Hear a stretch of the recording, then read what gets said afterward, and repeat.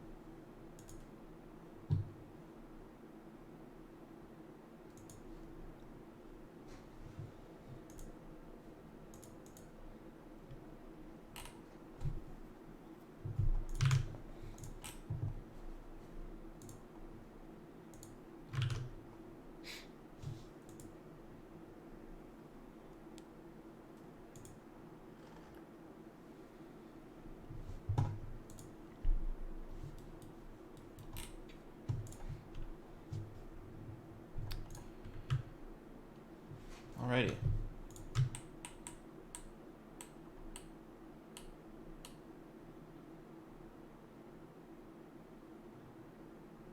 that readable?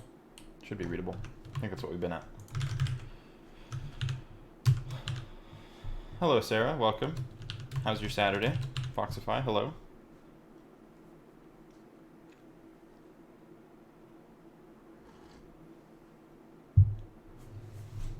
It is warm.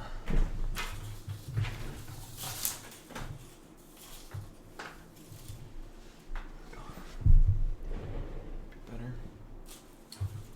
Sun is going to start blinding me at some point in the near future. It's fine for now. I need that light. How do you handle constant variables versus constant values? They are the same thing.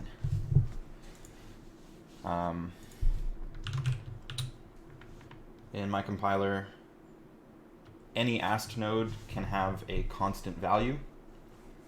So if you declare a variable and it's constant, then the thing on the right-hand side, well, the thing on the right-hand side is also an AST node, so it has a constant value. And since it has a constant value, that will be propagated to the variable declaration.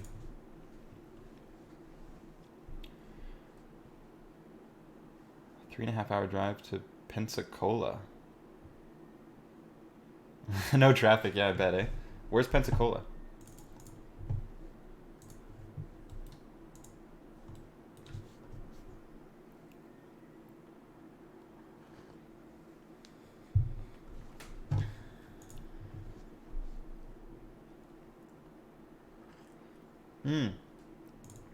Very nice.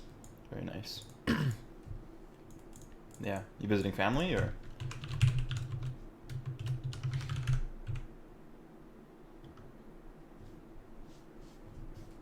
Cool. That's awesome. Very nice.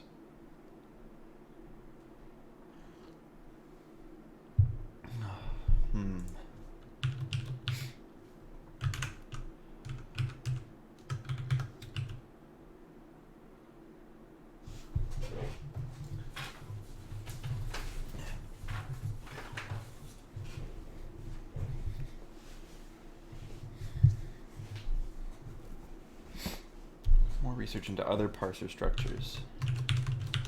If you're doing recursive descent, that's like pretty much the way to do it. But yeah, the structure of your AST nodes is something that you'll have to get right for sure. I just have like a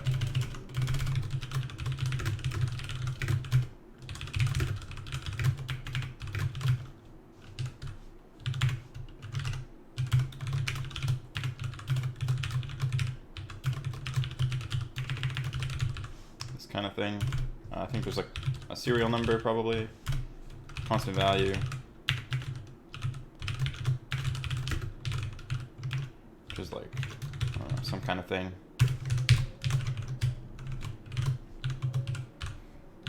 This is what I do. Kind is at the top, so you can pointer cast between the derived and the base, which is pretty nice.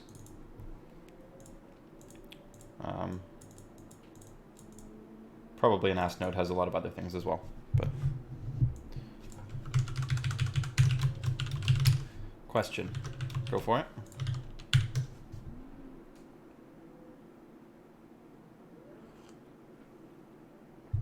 Store the type at runtime. What do you? Yes. So, union here is like it's a blob the size of the largest type in here, and then there's a tag at the end to say what it is. And I imagine it's the type ID for that thing. So a union is the data plus like an integer, basically. So then when you assign to kind, it like sets the tag to the type ID. Yeah. Yeah, unions are very good. Very good.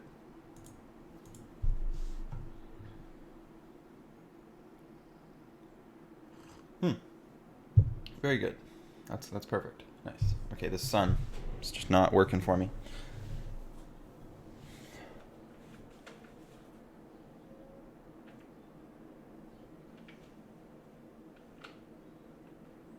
Something like that might do.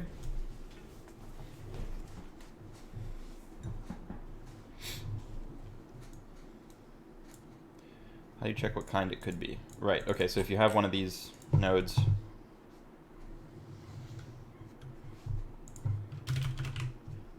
switch node in node.kind, and then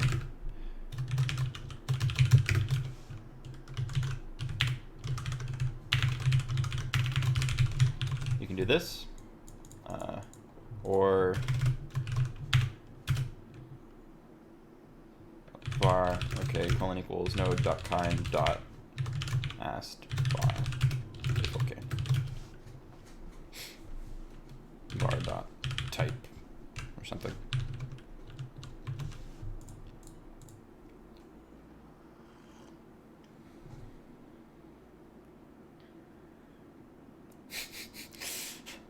Shoot.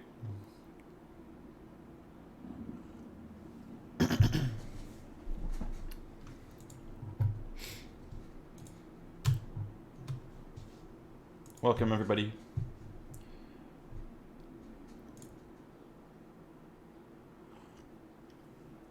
How could you, in another language, get what integer value corresponds to what type? Yeah, that's a good question. It's a good question. You would have to know what integer values correspond with which types, which could differ from one compile to another. So that's a tricky problem. You would probably have to, when building your main program, the one with the unions, serialize out the type IDs or something, and then have the other program read them in. Yeah, it would not be nice, probably, if you're talking about like a compiled thing into another language, or even compiled thing into. No, you cannot define the values, but you can get them, right? So like if I wanted to serialize this out and then consume it in C or something, I would have to write out like pretend this is just like writing to some serialized data, like type ID of ast if. This would like save it out somewhere, and then like in C you'd have to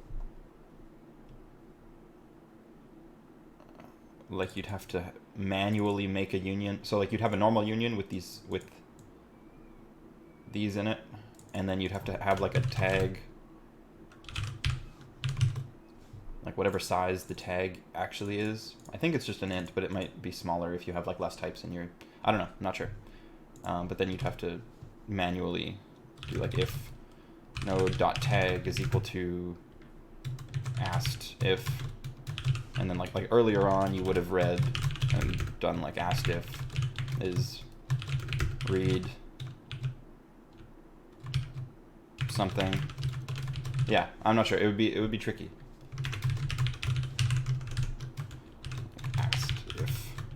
equals that. Yeah, I don't know.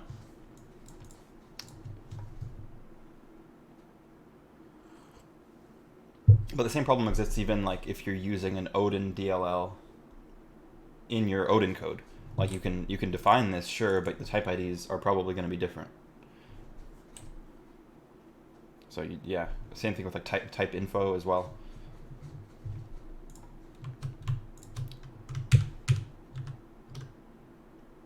Yeah, raw union with a tag after would be, well, you can't use an enum though because the enum values have to be known at compile time, but you don't necessarily know the values until you like read in that serialized version. But you might be able to make like a mapping, and then yeah, have an enum. Yeah. I'm not sure. I imagine I remember Bill talking to someone and saying how they insisted the tag be after. I like it because I can pointer cast between an ask node and an asked if, for example. Like that's a pretty nice thing to be able to do without having to do like a pointer subtraction to go backwards to get the base.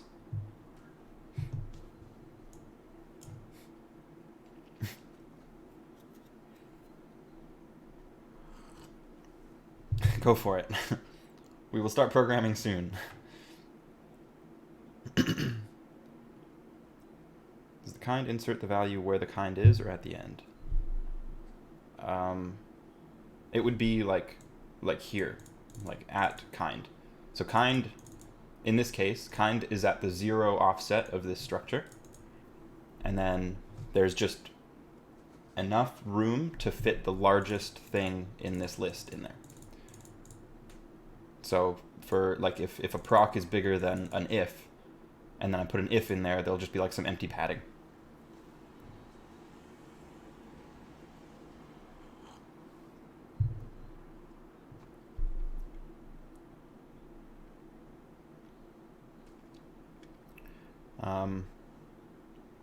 Not sure what your hash would be for.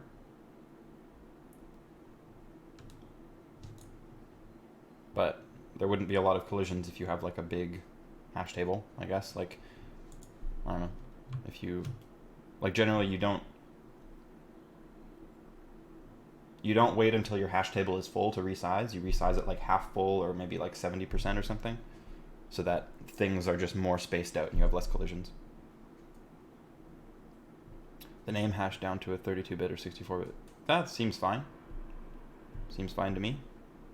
But I would recommend just like it's like what Odin uses as the type ID is just the serial number for that type. So like in the compiler, when a type is made, I imagine it like increments an integer, and then that's the ID for that type. So the first type in your program that the compiler creates while compiling, that'll have like ID 1 or something.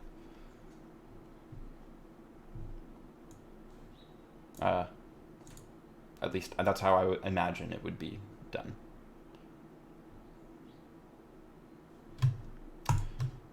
Okay, let's do some programming. Yeah, no problem. Yeah, I mean, I have...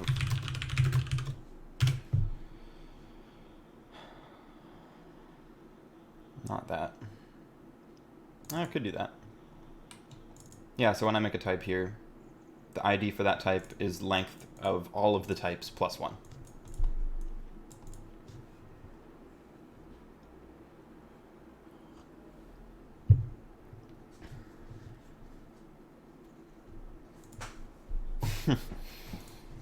Hey Jesse, how's it going?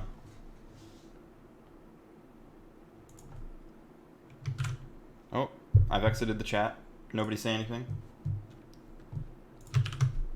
Gotta stop doing that. Alright. I missed anything after what Jesse said, if anything. Let's program. Okay, so I want to version entities. Right now there's just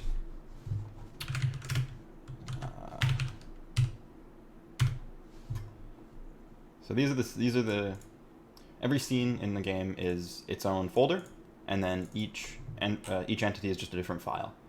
This makes it really easy to merge in source control if two people change the same scene. And then the entity is just a text format. It's a pretty simple markup language, kind of like JSON if you removed commas, quotation marks for identifiers, and colons. But I want to add a version into here so that entities that are serialized with an older version, after we've added some fields or like changed things around, we can like do an upgrade and switch the entity to be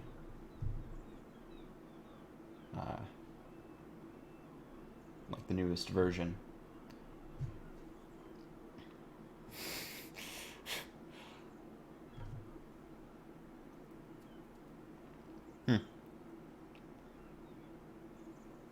Not an ocean view.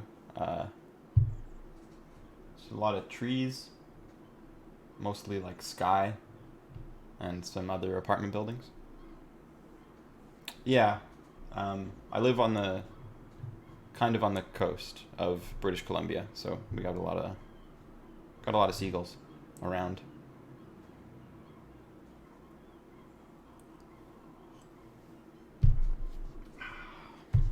Delicious. Yeah, it's good. It's nice. Yeah. I'm surprised you can hear them that well. Sarah doesn't like seagulls. Wow. Wait, I feel like I've heard that before. Is that like a thing?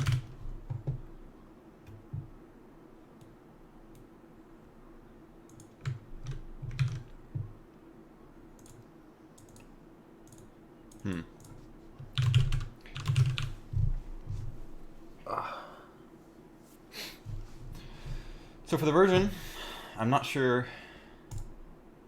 if I want... No, it needs to be in here. So yeah, so there's two parts to this file format. There's like a header, so we can get some preliminary data so we know what we're going to be deserializing.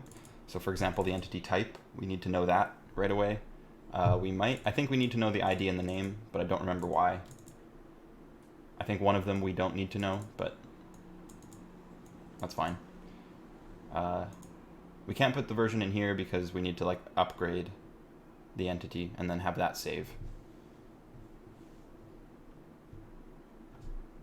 Max U30.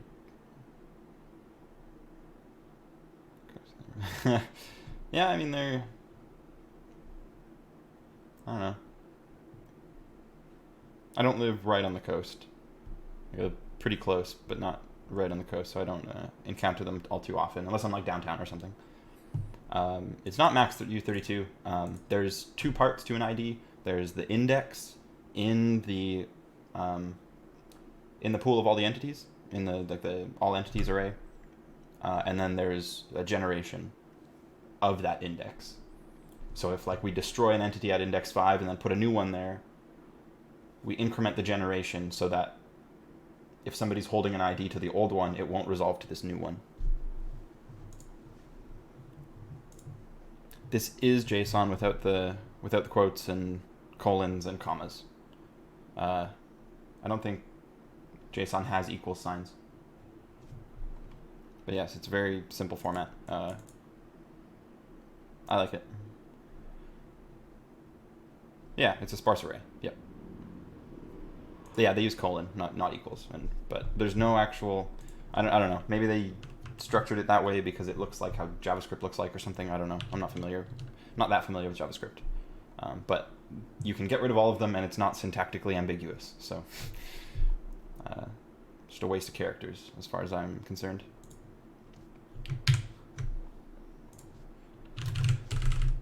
We will add a version. It is an integer. And then when we are making an entity,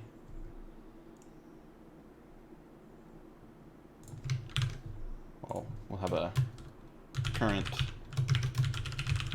entity version, and it's going to be 1.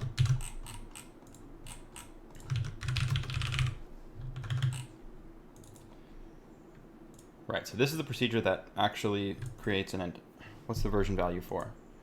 So if, say, and this is actually an example I'm going to do during this stream, probably, is like if I wanted all of this render data to be in its own struct, like render info,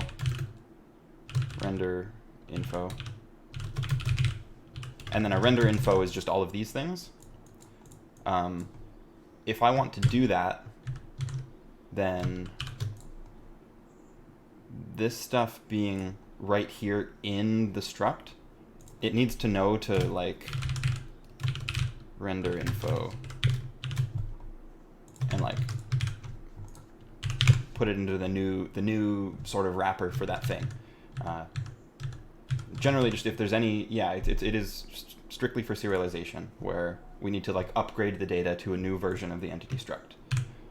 So then like there will be, after deserializing, some like if entity.version is less than 2, entity.version equals 2, and then we do the change for that version. Maybe it's like, maybe we renamed position to location, right? And then if entity.version is less than 3, entity.version equals 3, entity dot I don't know, fizzle plus equals entity dot bar. Yeah, so this will exist somewhere after deserializing an entity, and that place would likely be right here. The kind of annoying part is that even if I deprecate these and do the render info thing, oh, okay, I'll have to delete that. Even if I do this, these still need to exist in the entity struct to deserialize them so that I can do the copying and like upgrading. I'm not sure what the best way to get to handle that is, because we need to read it in, but we don't want to write it out again. So maybe there would be like a like read, but don't write or something, to, or maybe even just like deprecated. Maybe that's, and this would just mean read it in, but don't write it out again.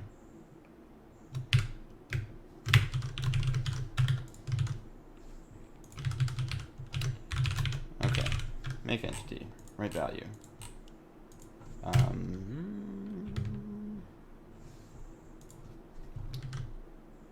Okay, but if we're not deserializing, right, if we're just making an entity, then we want to set its version to the current version, right? Entity.version equals current entity version. It's like if we make an entity at runtime or something, we don't want to like do an upgrade thing when it's only just started existing. And then just to keep this procedure from getting huge for no reason, do entity upgrade. And then sure, we'll pass in the version. And then where do we load a scene here? Oh, I need to pass the entity as well.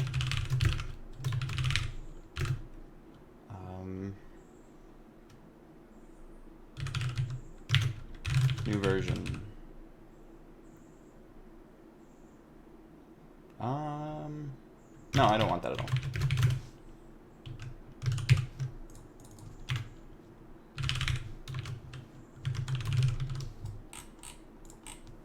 Why is the version in the entity itself? Wouldn't it make more sense to have version of the serialized format and let the serializer make the conversion?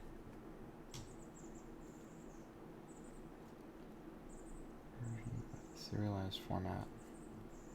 I'm not entirely sure what you mean. The thing that actually does the serialization is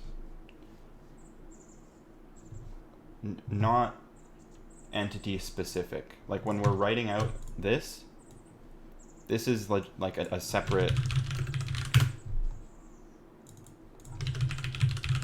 separate library, sort of, that just serializes any data structure to this format. Serialize to latest version and deserialize from version of the file. Well, but then you'd need to have different versions of the entity struct, if I understand what you mean. Like, there would have to be like entity version 1 or something.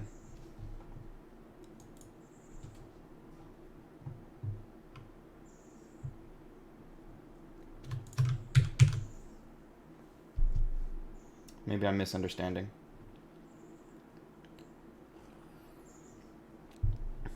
The version is in the entity itself because when we serialize it out, like we want it to know, like we want in here, this was serialized at version 2, and then when we read it in, we can check the version that it is once it's deserialized into the entity struct.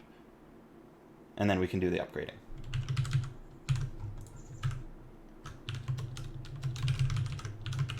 But it's possible I'm misunderstanding your question.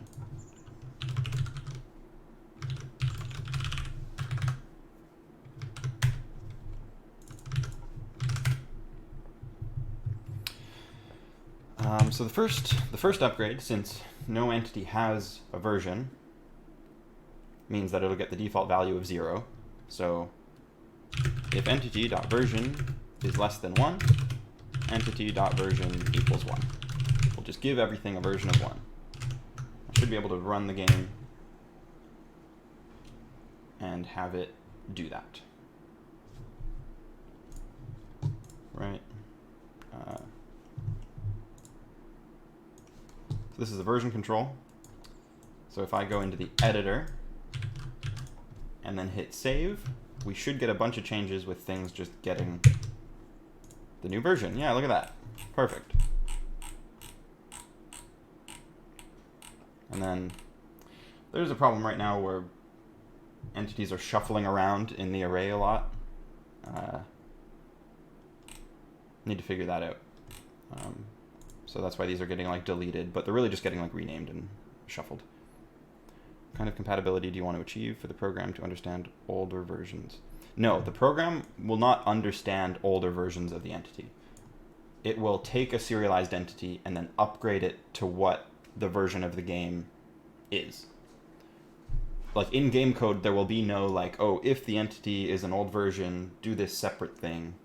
It'll always assume that it's the latest version, except for this one do entity upgrade thing. This is the one that'll get it sort of up to speed, and this will get called whenever we do a deserialization.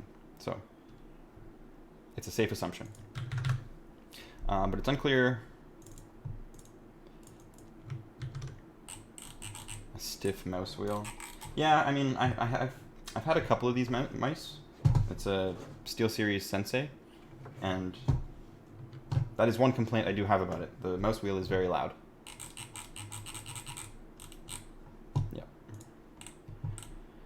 I'm not sure if...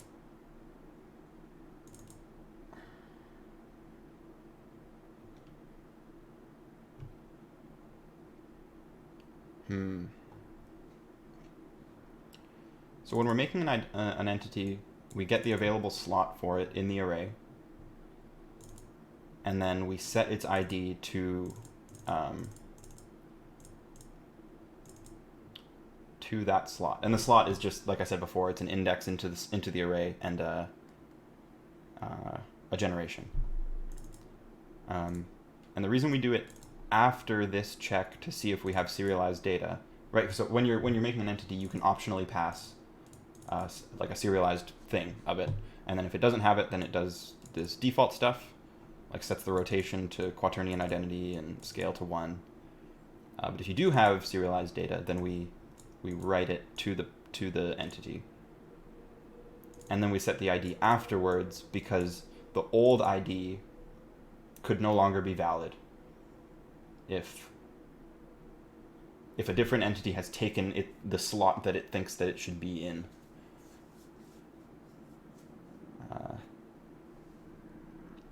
but maybe do entity upgrade just doesn't need to know about ID, so this is safe to do.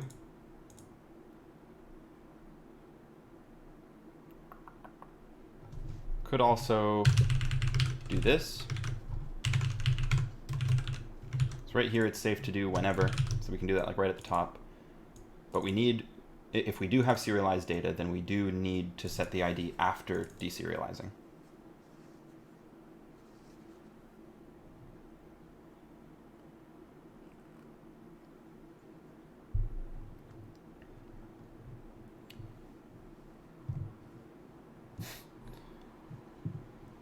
Transmute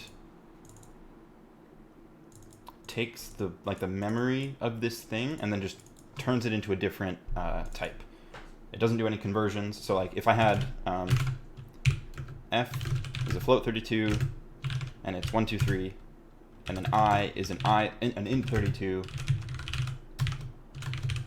and I transmute, that's not right, I32 f. This will not do the conversion of a float to int. So I will not equal 123 here. It'll just take the bits. Yeah, it's basically, yeah, it's a pointer cast. Yes, that's correct. Yeah. Pointer cast without doing the whole like what would it be? Cast pointer to an entity ID slot, like something like that, I think. Address of slot. Yeah, so these two are the same thing. That's funny that it's not actually any less characters, but it is simpler.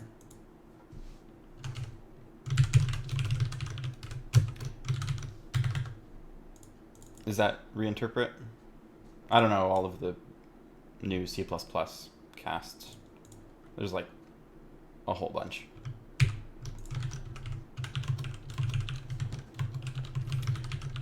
Okay. And then as a test for this, I'm going to try doing the render info thing. Just to make sure that this works. I don't know if I'll keep it like this, but entity render info. Struct with these things.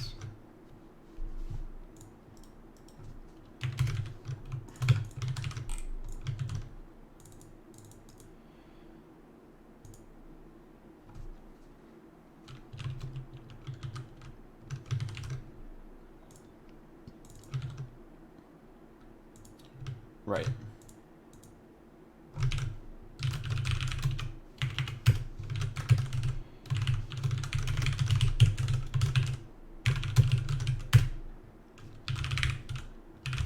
Entity.renderInfo equals entity render info.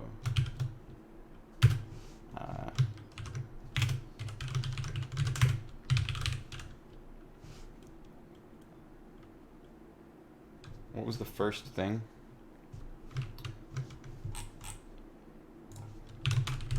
I'll just copy these.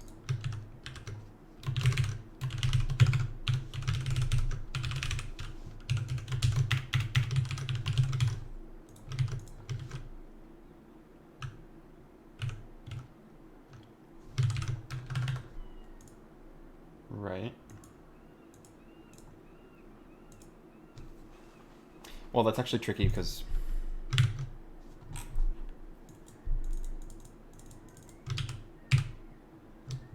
yeah, no, this is fine. These would be render info.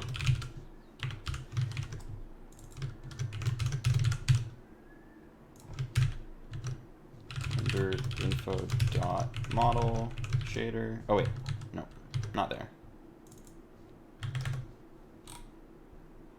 Yeah, so this is the tricky thing. So since those fields are still in the entity struct, these are still like valid references, like it compiles, but I need to use the new render info. Maybe just temporarily I do this, and then I go and change all of the things.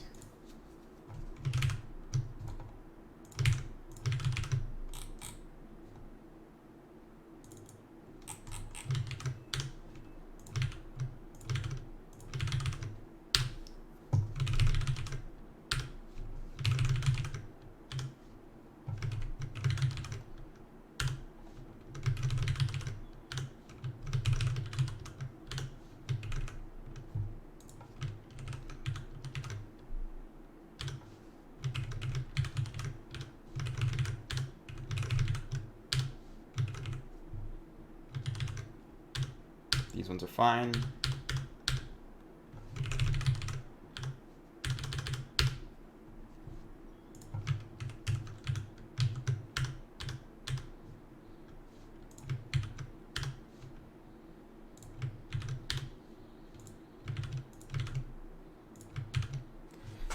Frickin' son. It's gonna get too dark.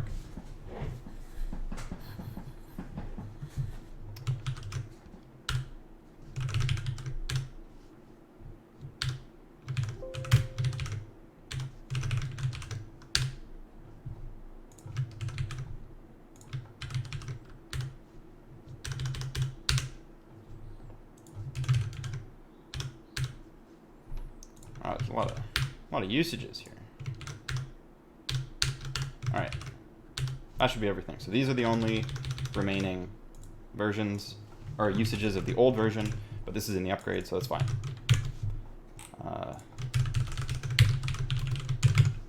This should now work. Should work. Victory. Look at that. You save and then, yeah, so they get their stuff all copied over from the upgrade. Nice.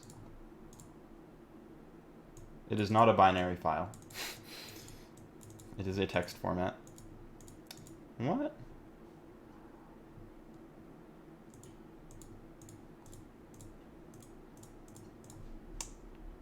Why does it think it's binary?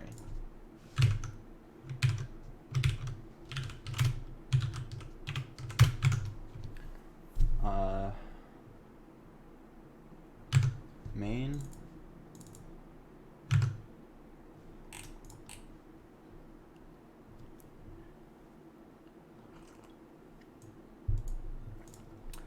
Four two 7301. This is not binary.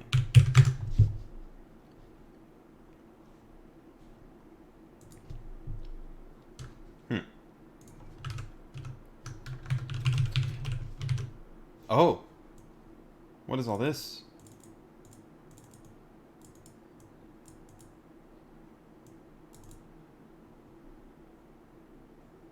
Oh, that like super is broken.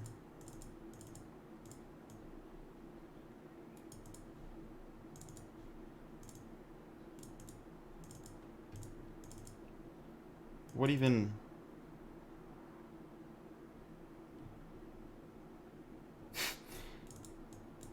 You know, sometimes this kind of thing happens in Sublime. So I'm going to exit and then restart. And okay, no, it's still there, so there's a problem for sure. But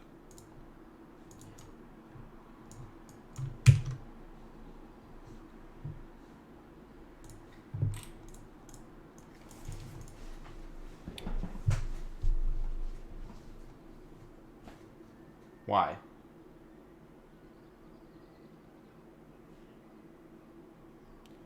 They are nulls.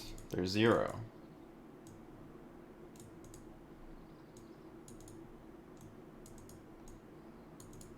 I'm not opening it in a hex editor. What?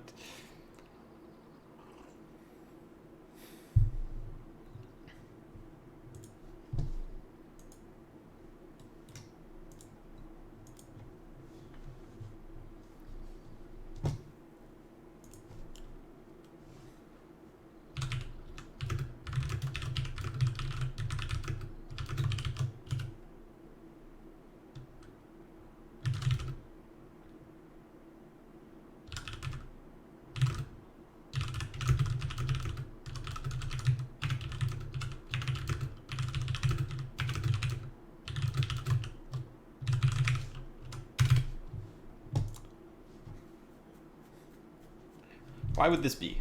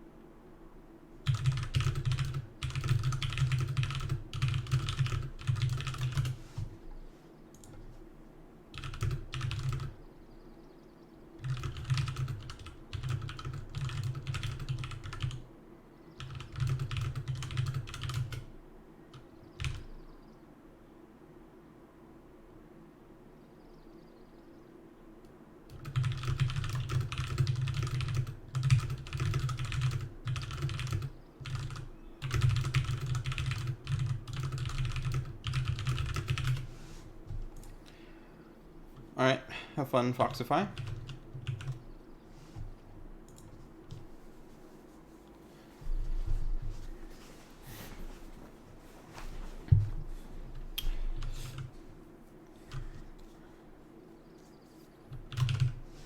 I don't understand.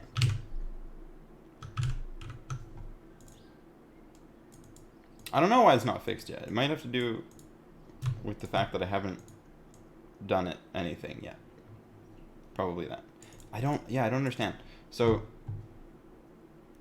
one thing that is true is that we don't have, like, it's still writing these out when we serialize, in addition to the new render info.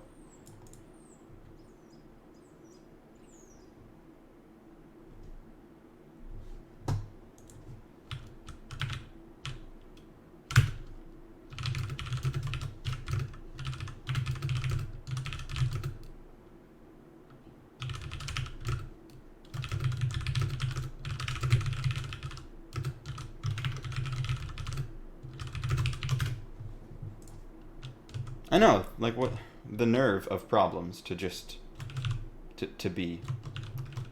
What's up, Jesse? What's your question?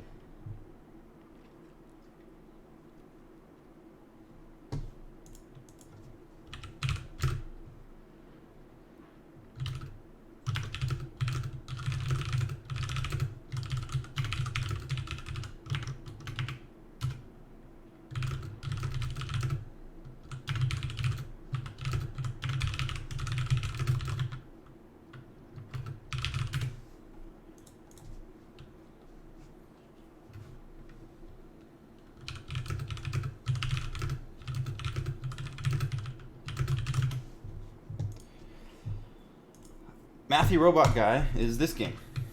That's the video game. Because you're a robot guy and you do math. Yeah, sorry, I'm talking to the other guy who works on this game with me. Did your O trigger a U? You need a new keyboard. Oh, it double hit on when you said O. I see. I gotcha.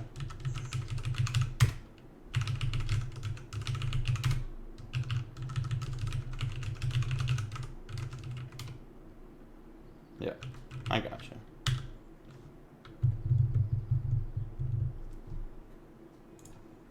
Okay, but yeah, this is a problem. This is an issue. It's like we get the version, it's like it has upgraded, we got the new stuff here, and we have the old stuff, but it's bad.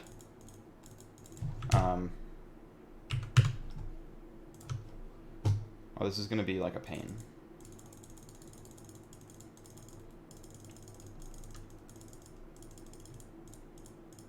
So I'm gonna discard all of the changes, all of the upgraded entities. Add to do file.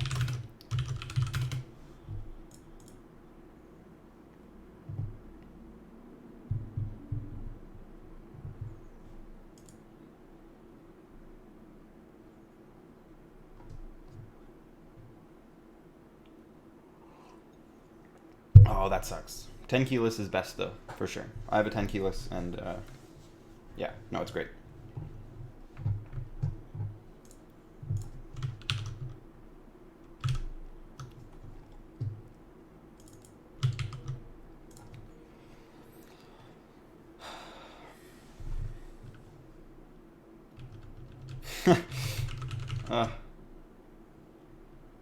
I'm so sorry.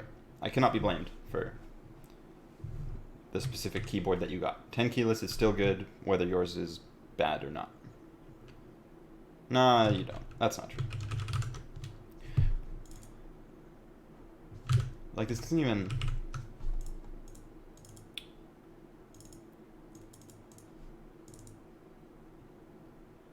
Why would this happen?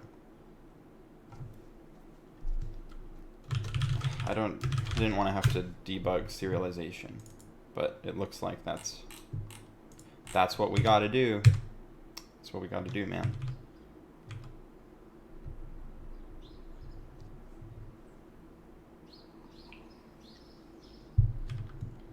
like I've used this serialization stuff a ton, and I haven't seen this, so I'm not. Hold up. Let's just.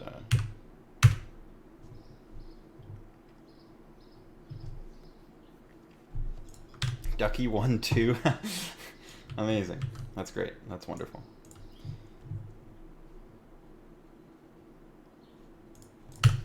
I'm gonna add. I think we have. There's a ground struct.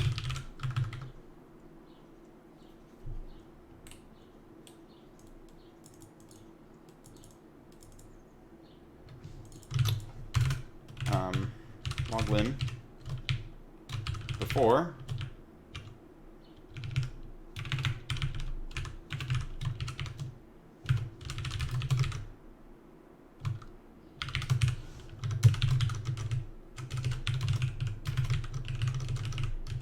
after.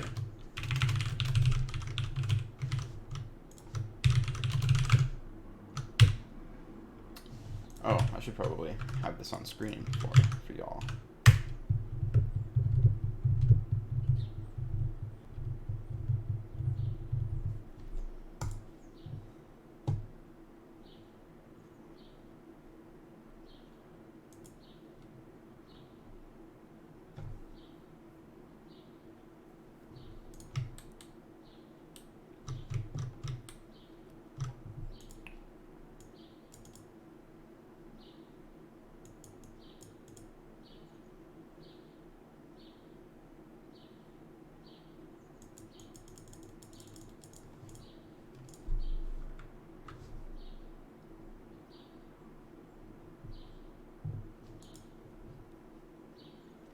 What, Jesse?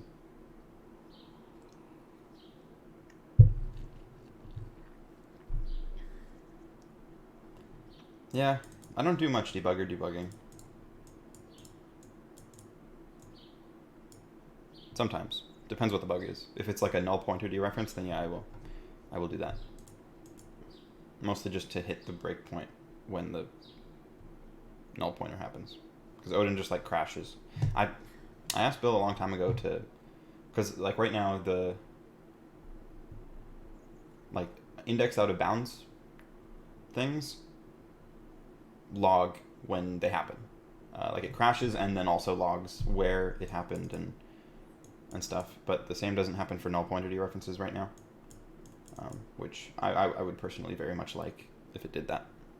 It also means adding an if check to every dereference though, which, I mean, maybe you just don't do that in release. I don't know.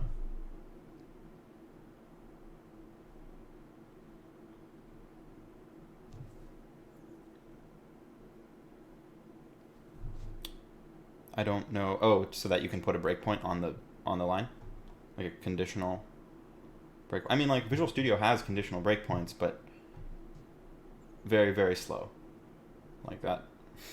Watching John debug some of his compiler with conditional breakpoints is just painful. Like it takes tens of seconds.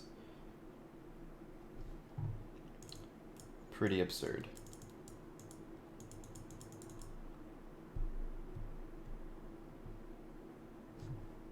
Remedy BG. Oh yeah.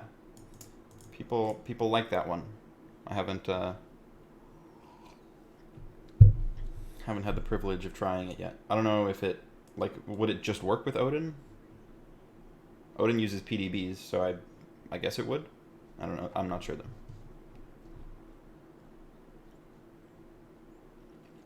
Oh, very nice. Okay, maybe I'll give it a try. That sounds useful.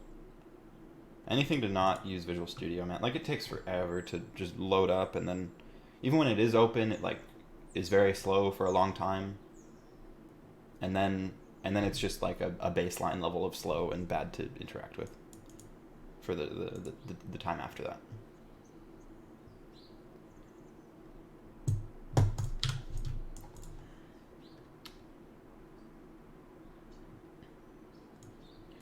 Right, so here, I haven't saved the scene yet. Like I discarded the reserializations.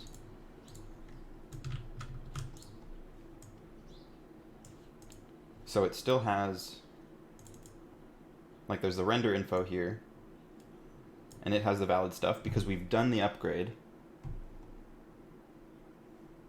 And then just also these are here. Like the other ones that were just kind of like free floating. But if I hit save, then we have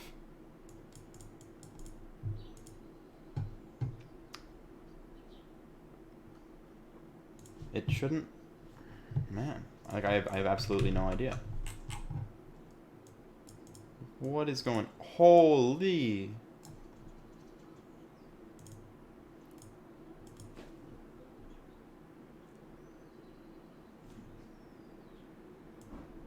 Maybe it's a tprint thing.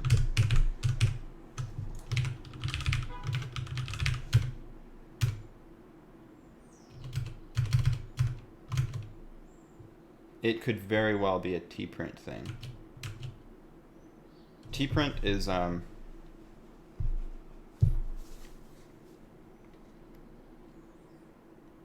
it's like your what is it in C or C++? Sprint, right? So you just print memory to some, or you print a string to some allocated memory, but it prints it to a temporary buffer, and by default it's a ring buffer in Odin. So you can just do like on the fly sort of stuff. It's quite nice. But if we're using it to serialize things, it could be going around the ring buffer and then stomping on some stuff.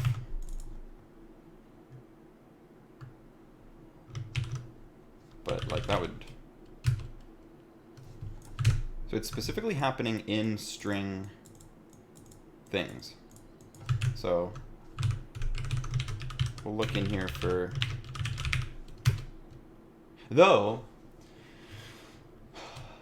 the engine pushes its own temporary allocator, which is just a linear thing that gets freed every frame. Maybe that's not working. I will check that. No.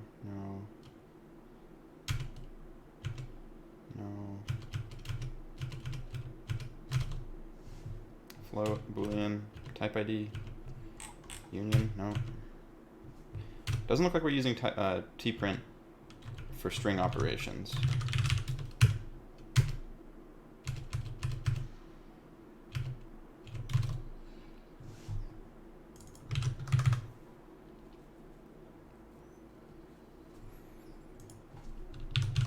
So I don't think it would be the thing, but I will try using the built-in Odin. Like there could be a bug in my temp allocator.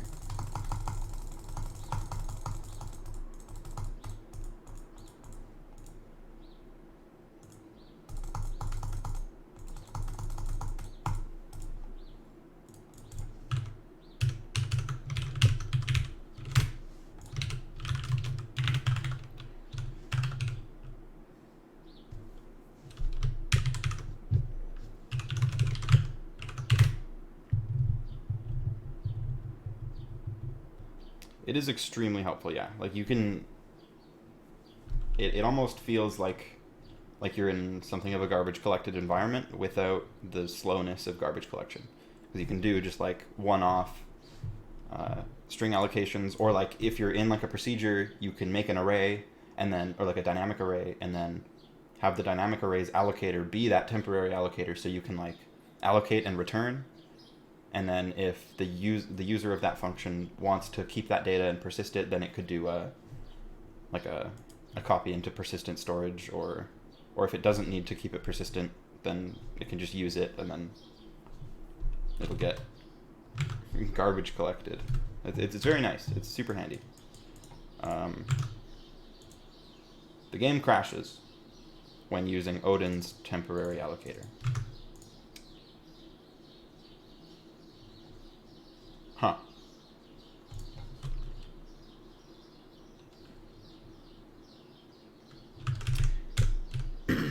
that is because I think this was happening before with the entity editor.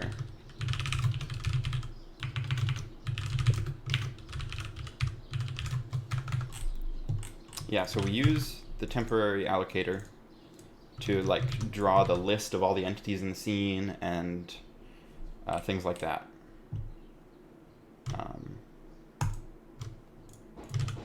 Oh, somebody's at my door. 1 second.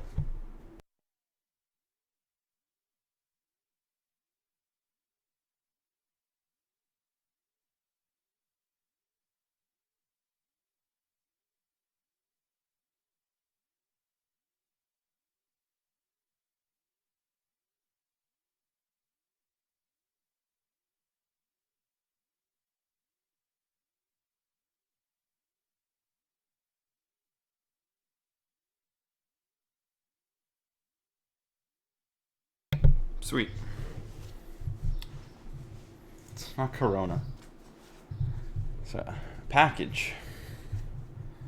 I think it's a blanket or towels. Not sure. Sarah loves Amazon.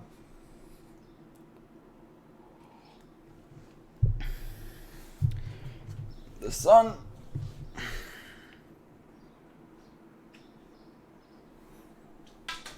It get pretty dark in here. I'm not furnishing my apartment. It's like largely furnished already. This is the guest room, so this is not my bed. I do not sleep on this bed. I'm just getting some new blankets and towels.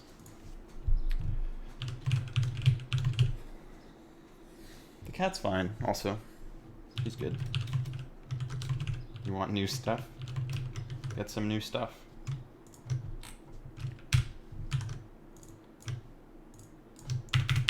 Okay, so the game is going to leak like crazy now. But that's fine. We will just see what the problem is here.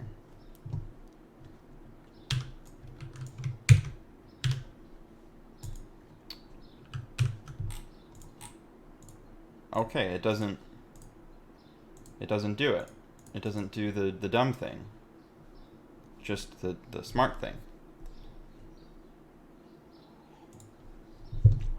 Okay, so it's a problem with my allocator. That is fine. I wonder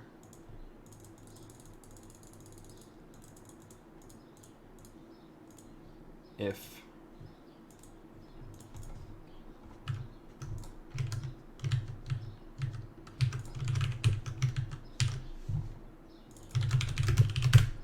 so I have my own temporary allocator. The Odin one is great. It just makes me a little bit uncomfortable that it's a ring buffer, because you could accidentally stomp on memory that you are still depending on to be valid. So I have a frame allocator, which is just a linear buffer that you can allocate stuff in, and then once per frame in the game, we just reset cur offset to 0, so that like every frame it sort of frees the whole thing, and then you can do stuff again. So you can depend on the memory being valid within a frame, which makes me happy. But there's a bug in it, clearly.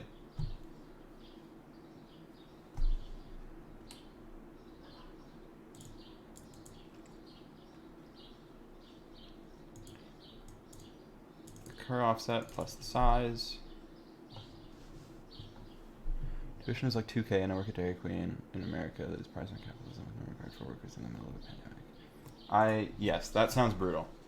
Working at a DQ in the middle of a pandemic sounds certainly scary.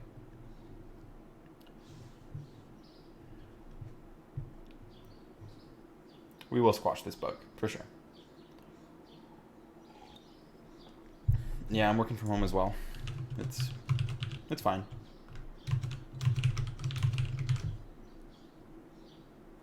But, well, wait. Yeah. No, this has to be the problem.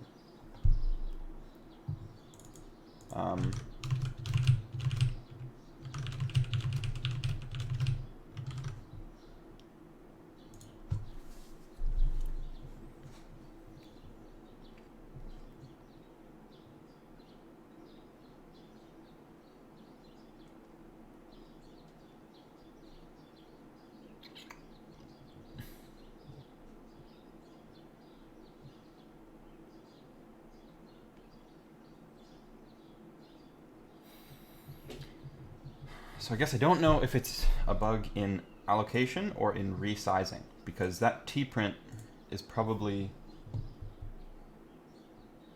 There's a tprint happening somewhere that's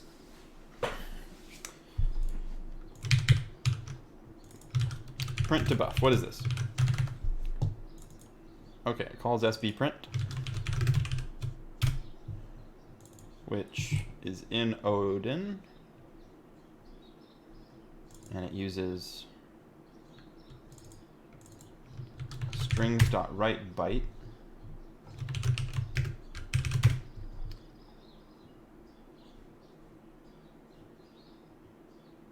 which just appends. Okay, that's fine.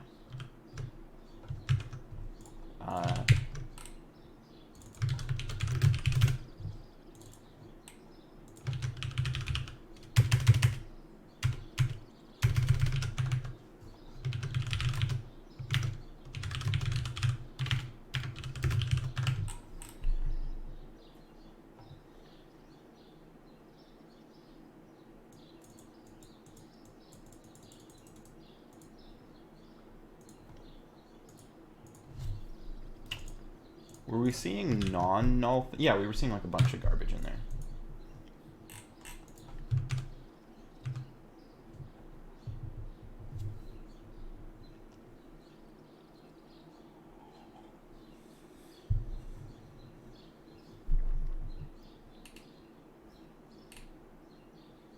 Oh, jeez.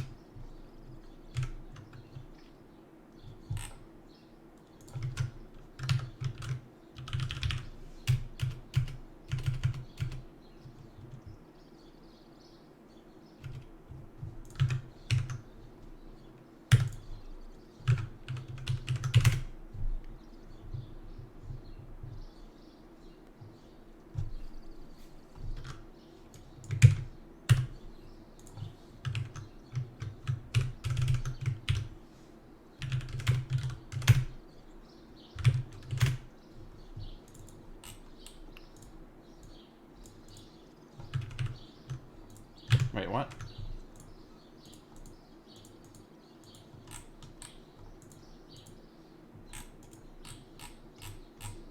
It didn't do it?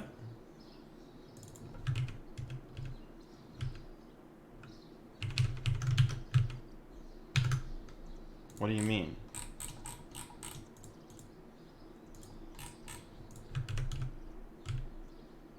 I didn't change anything, right?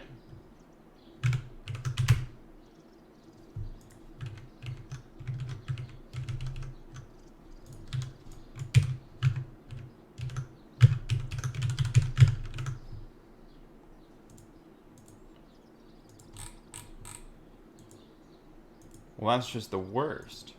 I didn't change anything and it's not happening now.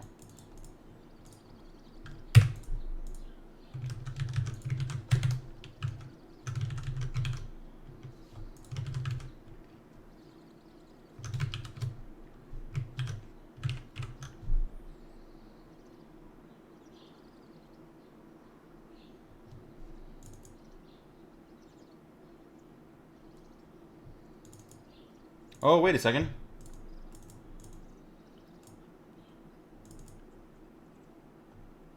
This is not correct.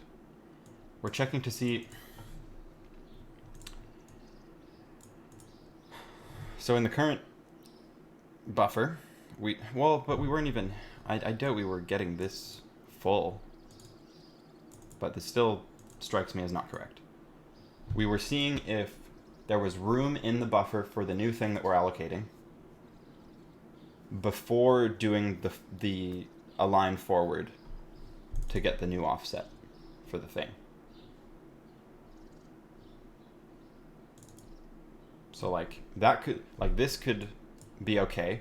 Like there's enough room, but then we do the align forward to move it forward a couple bytes. And then that could write off the end. But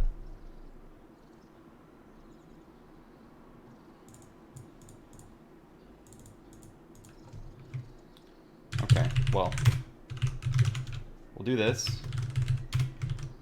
So we'll get the new offset for the thing, and then if offset plus size is greater than memory,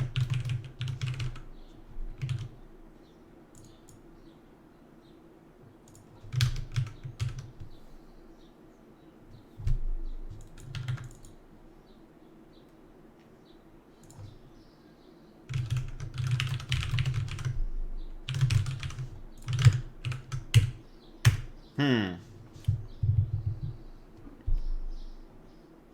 Hmm.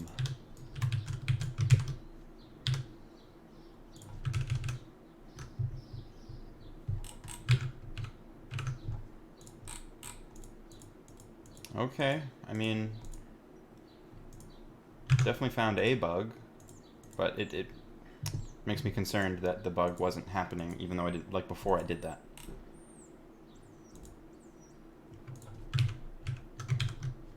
But okay. Sure.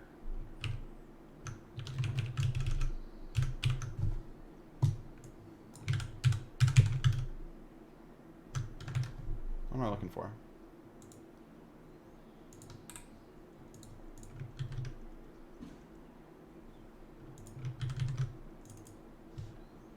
I'm just going to make sure that we're actually getting into here as like a thing.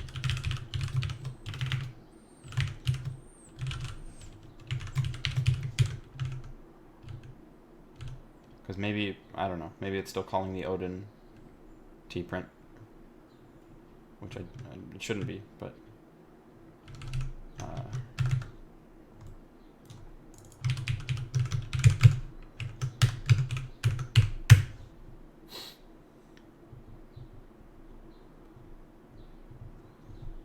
oh geez. Okay, it's certainly using it. So I'm satisfied.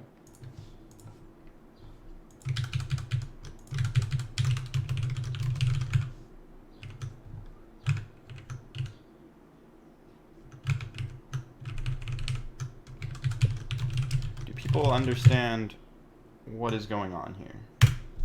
What we're doing?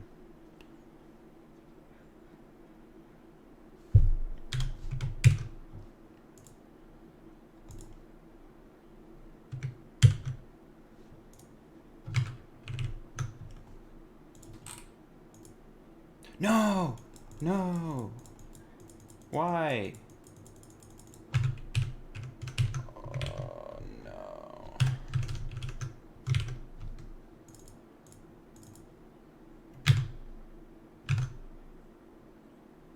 This is no good. This is no good.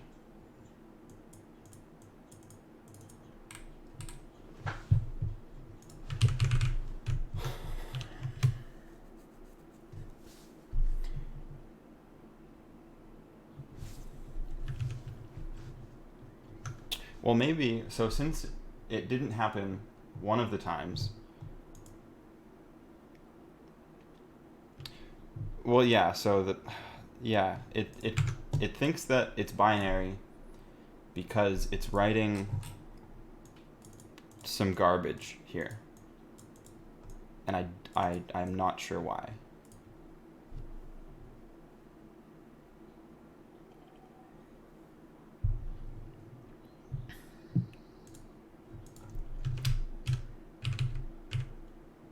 But yeah, okay, so since we tried once with the Odin tprint, the Odin temporary allocator, and it didn't happen, but then we tried again with our temporary allocator, and then it didn't happen.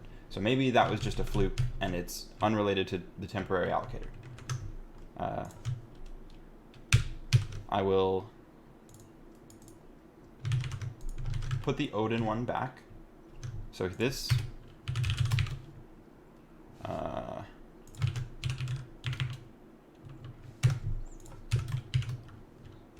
no.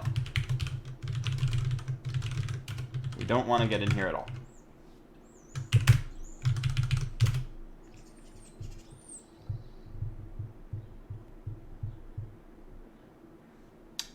But we do.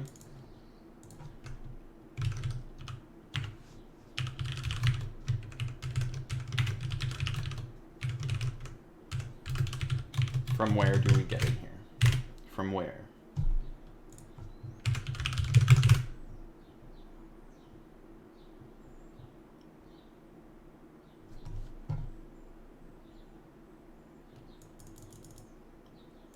Workbench 119. Ah.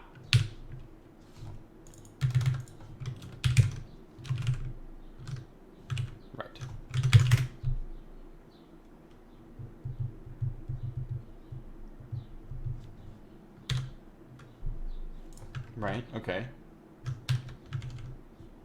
We crash. We will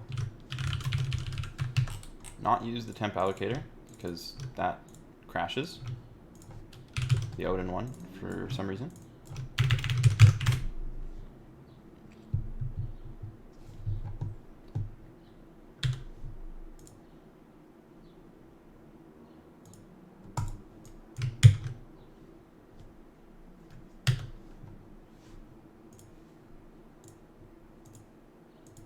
Okay, it is unrelated to the temporary allocator. It must be.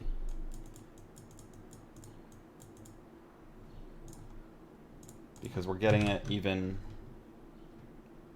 using Odin's.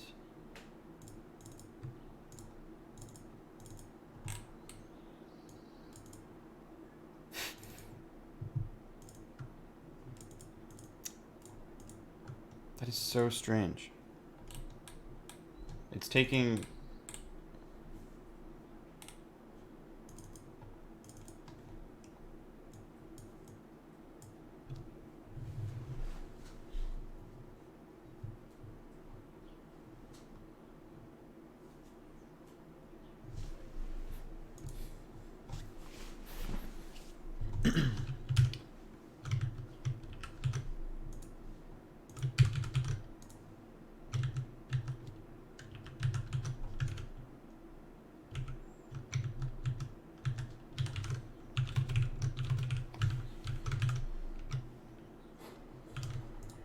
Alright, well, let's just do some dumb stuff here. Type info string. When we are serializing,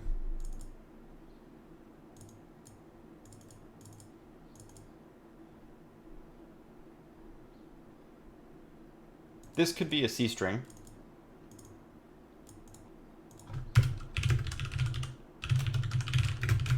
Right?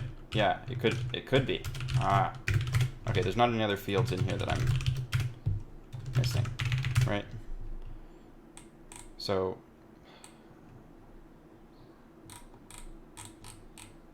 no, okay, it is just right. So when we're iterating the fields, if it's a string, we were just assuming it was a normal string, but it could be a C string, which is like a null delimited or null terminated thing. I don't know if this is the bug, but if it's a C string, then we want to...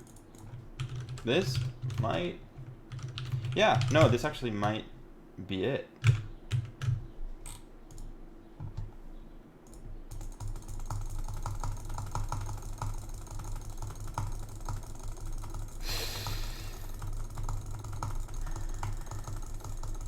This is silly.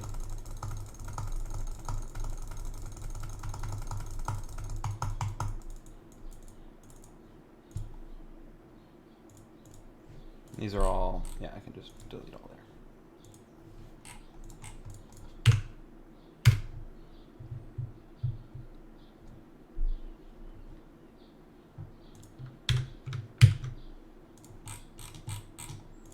No! Dang it.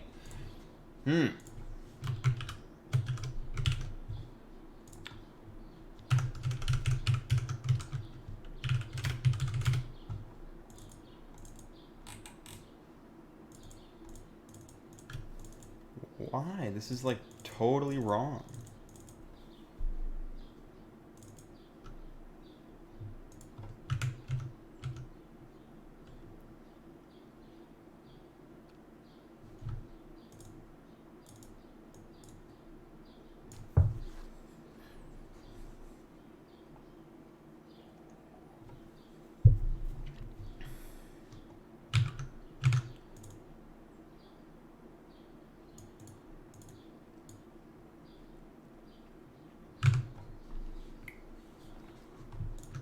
I don't think it's these.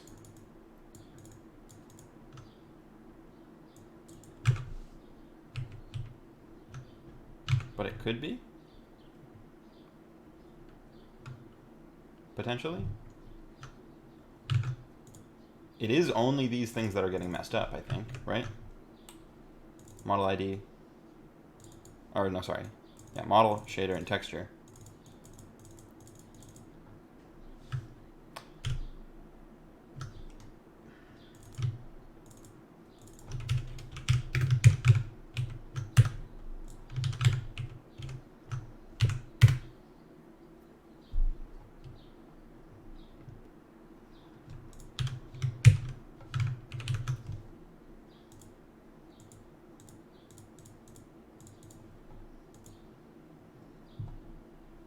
Hold up.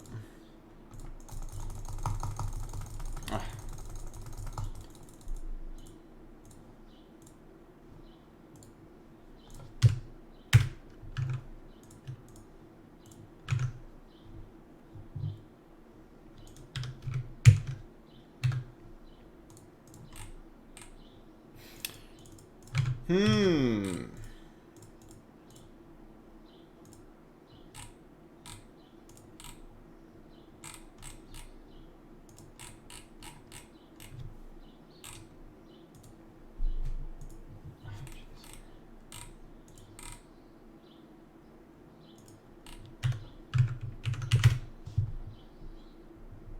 But why?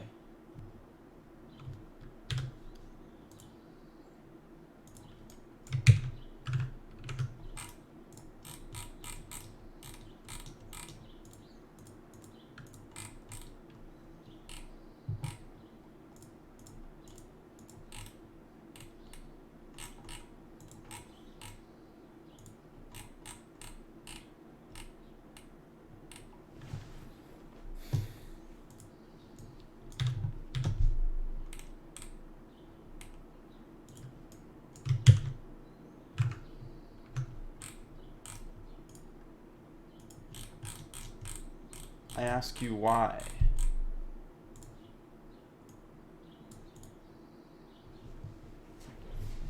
All right. Jake, I don't know if you see what's going on, but these things that we were talking about the other day, well, are you still even in the chat? You are, okay. These things we were talking about the other day, if you do this,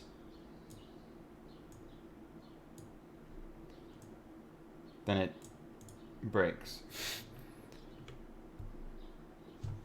Yes, they are coming back to bite us,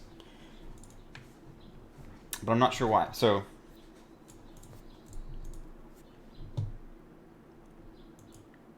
I'm gonna branch fixing garbage text bug and doing entity versioning.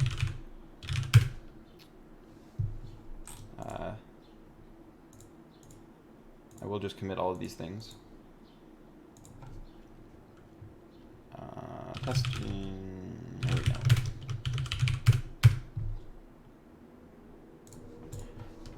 So I do wonder if this doesn't have a thing in it, or if it does but it's pointing to the data segment, then it would like break or something. So I'm gonna, actually, I shouldn't have done what I just did. Pushing. I should not have done that. But maybe not, hold up. Let's just like log these.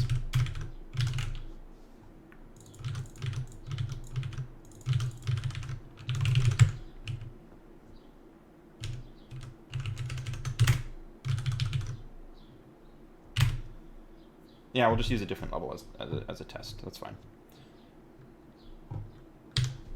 So let's go to more reading.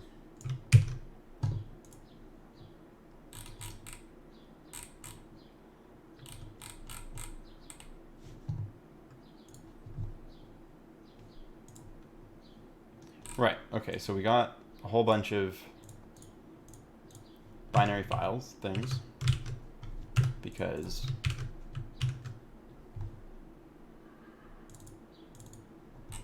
yeah, right, okay, I did this dumb thing.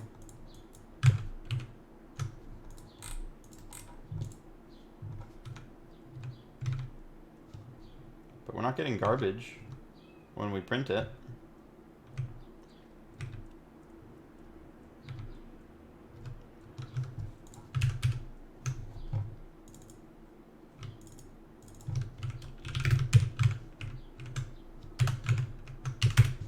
This is bizarre.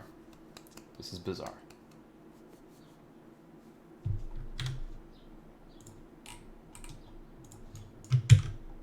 So now this should have rewritten all of these, but it didn't. What do you mean?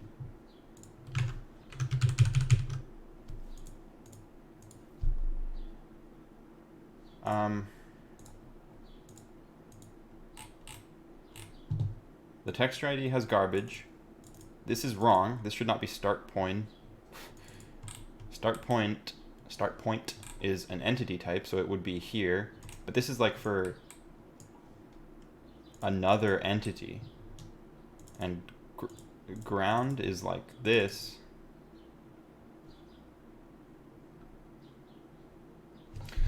This sun is just not quitting.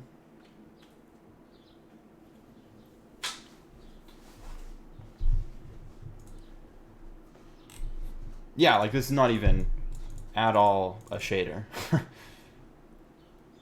Like this should be lit, not that.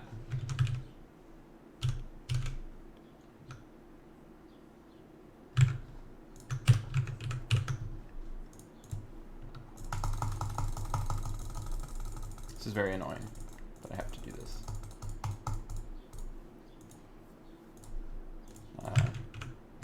But with these commented out, it doesn't happen. At least it didn't.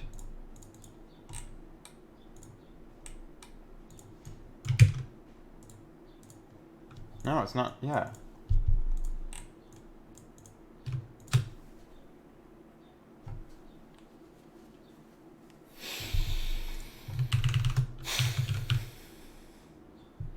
I could use a different Git client. I usually use Gitkraken, but this is a private repo, and Gitkraken doesn't let you use private repos without like a full license. So, I could also learn command line, but I don't want to do that. Yeah, unless you sub. Yeah, which maybe is worth it. Probably is worth it. How much is Gitkraken a month?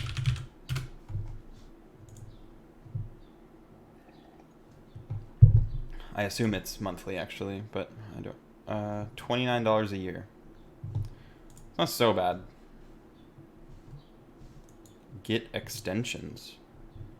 Oh, you got the license. Wow. Well, look at you. No, I'm all in Sublime Merge. They just need like selecting.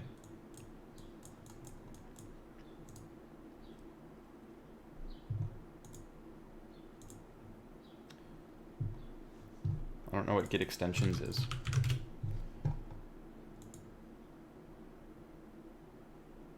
Standalone UI tool.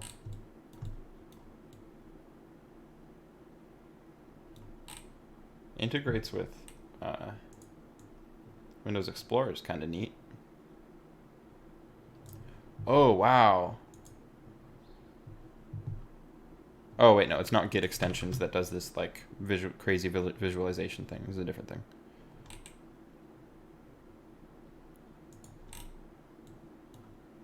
This is neat. I'll link what I'm looking at. This is neat.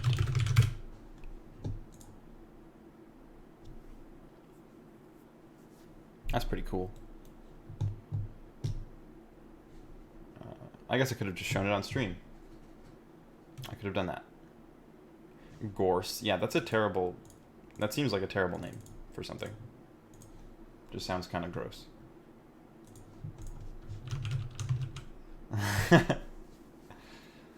Okay, why? Why does this happen?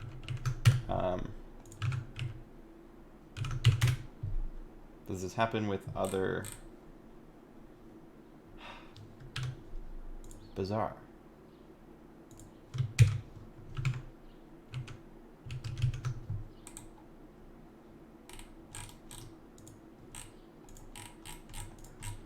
Yep, these are all good. Okay, so there's something wrong with this. I bet we're just deleting something that's in the data segment, right? Because like, if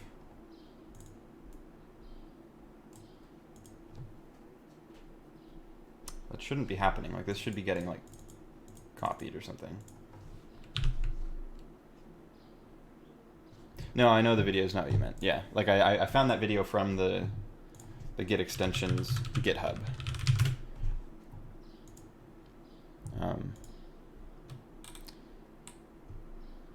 But yeah, this looks fine as well. How have you been finding it? Like, compared to other Git GUIs?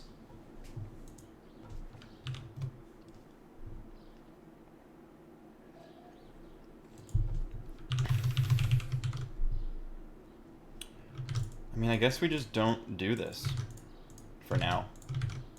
And then we figure out a better solution, and we'll just leak until we have that better solution.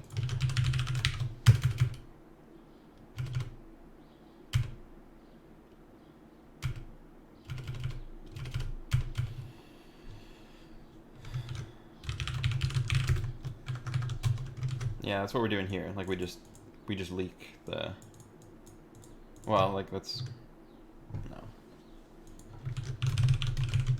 We will just leak for now.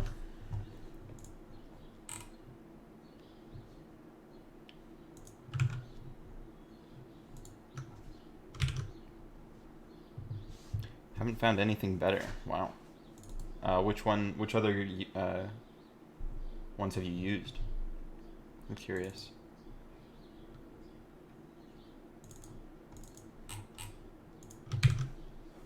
Rip coronavirus. Yeah, I shaved this morning. Yes, I did. It was getting a little. It was too much. Like, it's itchy. It gets itchy. I don't want that.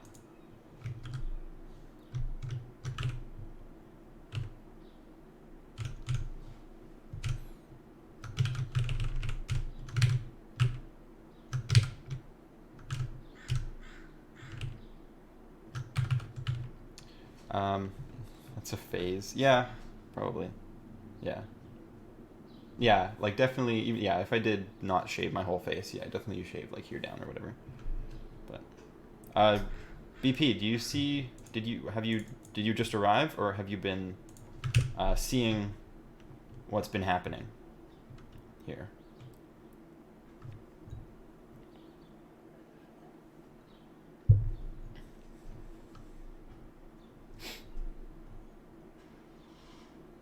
You were outside. Wow. Ballsy. The problem that we are seeing, or we're seeing, we kind of tracked it down. But I'm not sure why this would be happening. Hold up. Yeah, pretty much, yeah. I will reproduce it, and then I will explain the problem. I will attempt to reproduce it.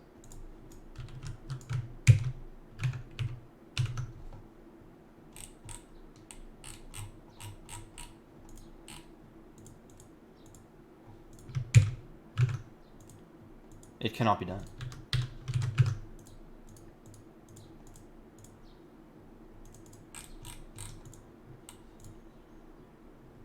What? What?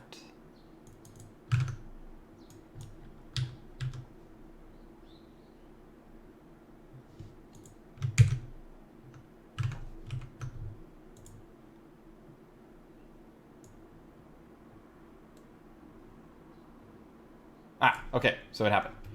I have this level. When I save it, even though this is a textual format, Git said that it's a binary file. So I looked into that. We will go into level 2, open a ground thing, and we get this garbage. Like, this is all kinds of wrong. This is like an earlier part of the file or something, but this is clearly garbage. This is wrong. This should be lit. right?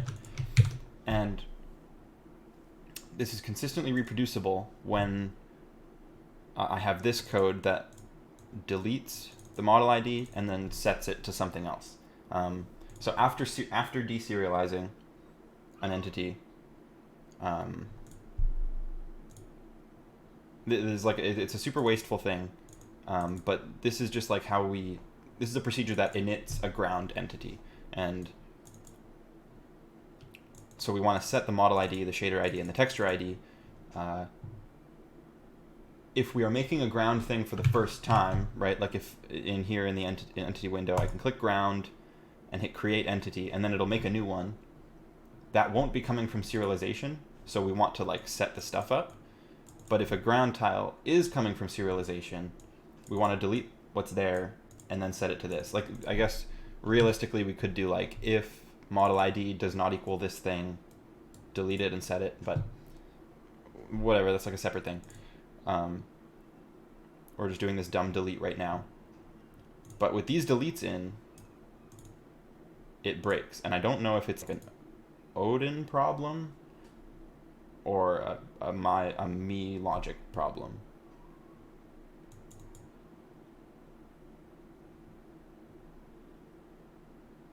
I don't know if that explanation was any good, but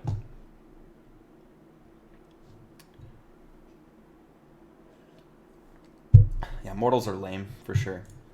My initial guess here was that like, so this exists in the data segment, so maybe this is like deleting something from the data segment. I don't know. What is your theory? I am all ears.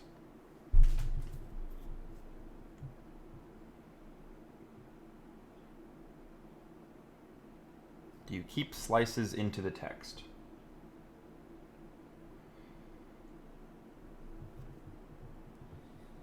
When we're deserializing?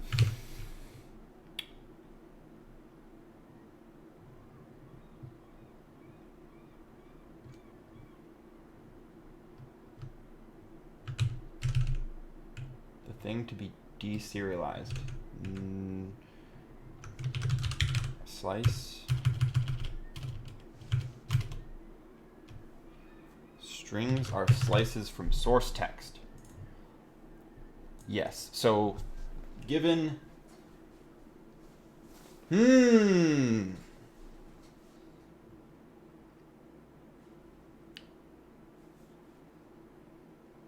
Yeah, I would also think that would crash, but maybe not. Okay, so what we do when deserializing the markup language is we take in source text and then make a bunch of nodes so that we can do like sort of pre-processing stuff and like omit certain nodes if like variables have tags to say like don't write this thing or whatever.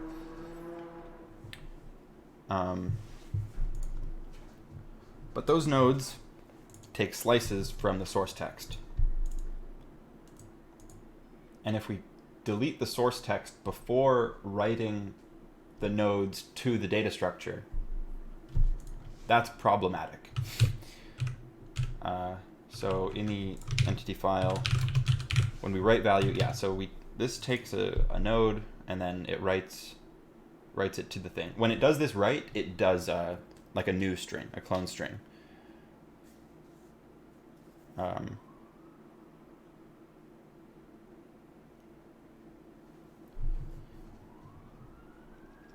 But I don't think we're getting problems when deserializing. It's when serializing.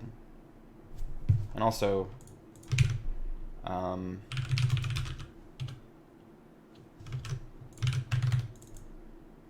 we read the file and then make entity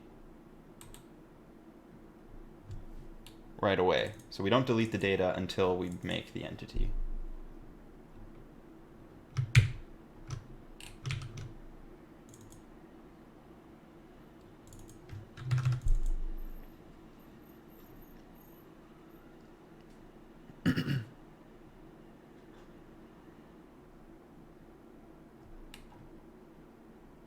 Yeah, nothing here stands out to me as dangerous.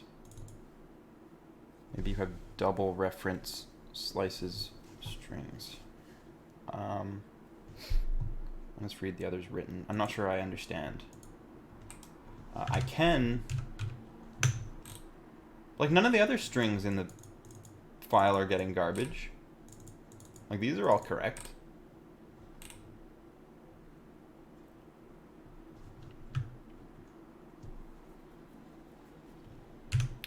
I'm going to try not having them be slices from the source text. So if we have a node string, got a bunch of stuff that's slices.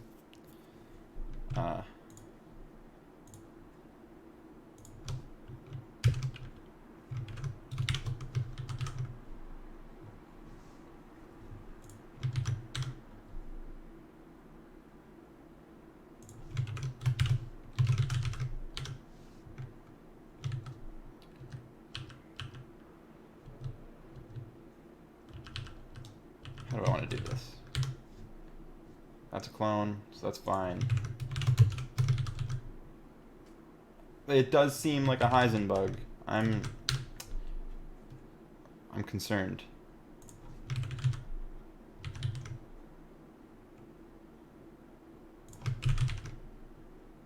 What are we... This is when we're writing.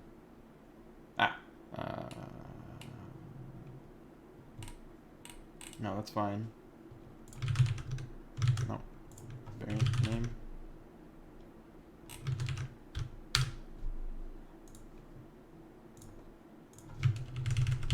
I want to see where we're cloning the string. What the heck? Node string.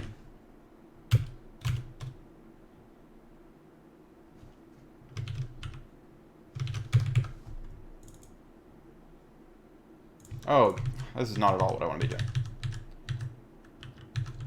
When we make a node string, I want to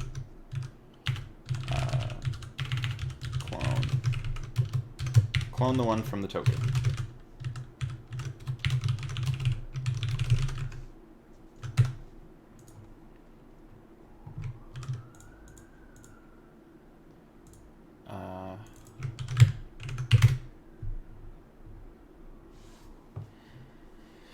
Yeah, I mean, it's doing garbage things with memory.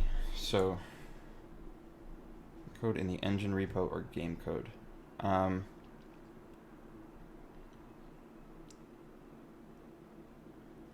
Unclear. Possibly both. The serialization and deserialization is just a... that's in the engine. That's in the WVML folder in Workbench.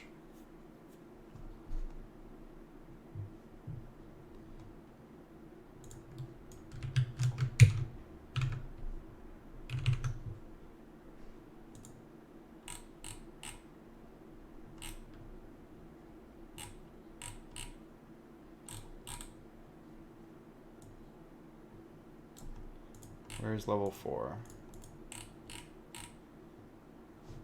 Wrong. What?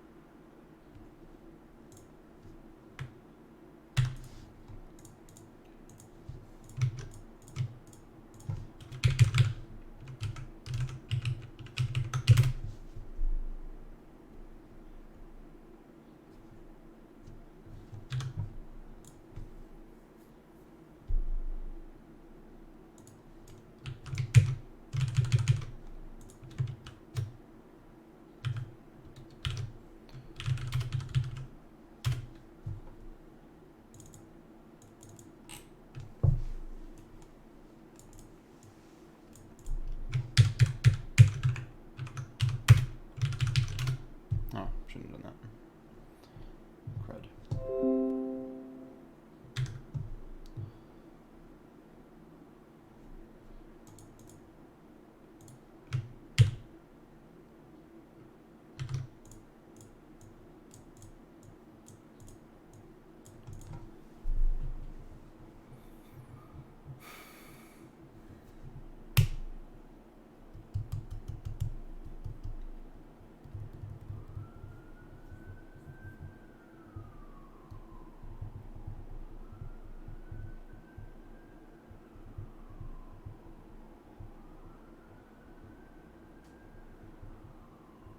Oh, did you get Twitch working on your TV?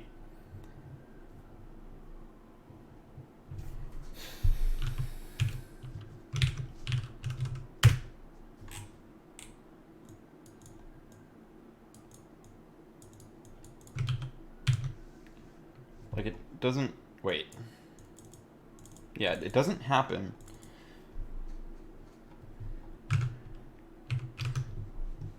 No, I'm gonna...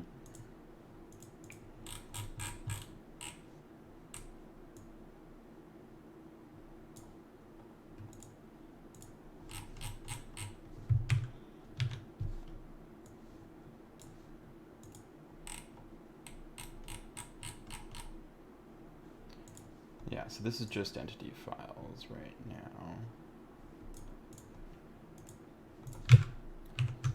I'm going to save a bunch of scenes and then make sure that it doesn't happen with these not here. Because if this is what causes it, then... Like, if removing this makes it not happen ever, then that's strange. And so far it looks like that is the case.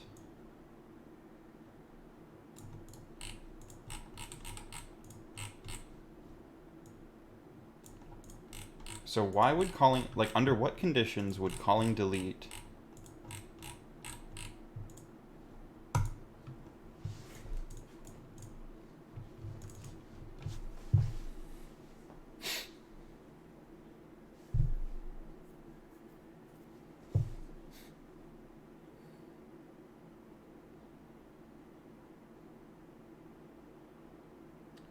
under what conditions would calling delete, like, it's even unclear what's happening.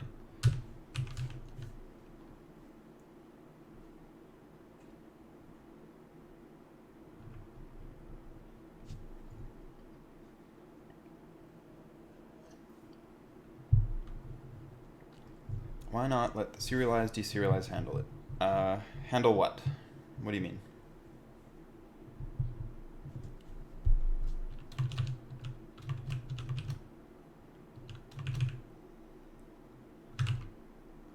Recreating the struct through type in. That's what it does. Oh, well, no. Okay, so, right. I see what you mean.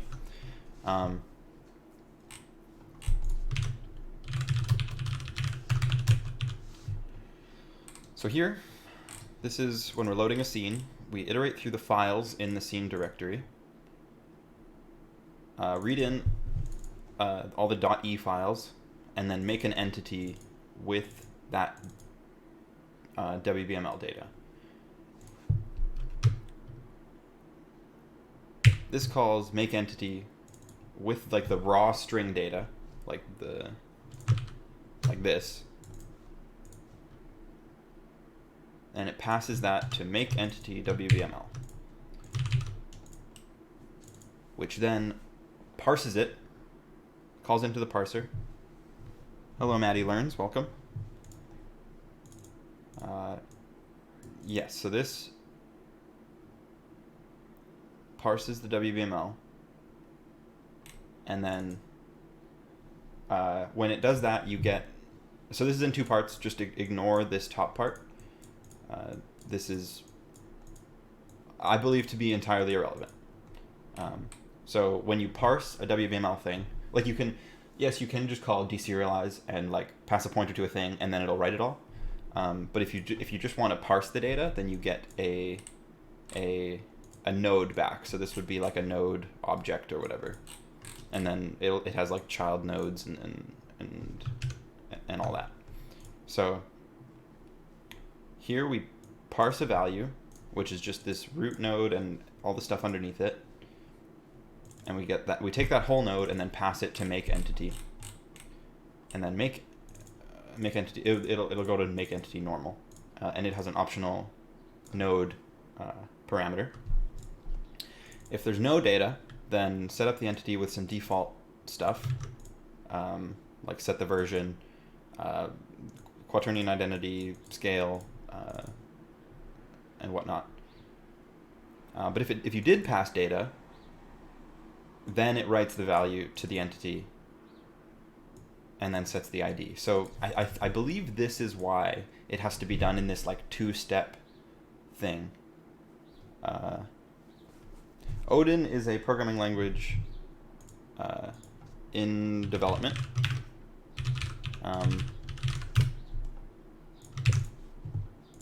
Is very good. It has a lot of things that C++ doesn't have, and has a much less things than C++ would have. Yeah, so yeah, BP sent you the link to the repo there. There's also a website. It's just a very good sort of, if you can imagine something in between C and C++, that's kind of what it tries to be. Like a modern C, we'll say. Okay. Anyway, so I believe that's why it has to be done in two parts here, is because of this entity ID. We need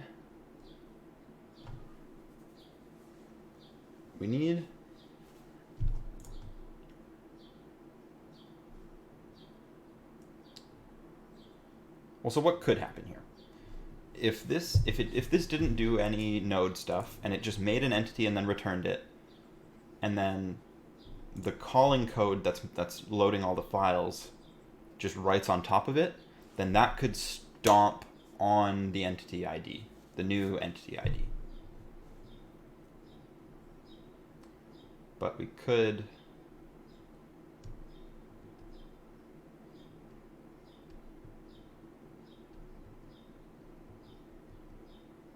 handle that.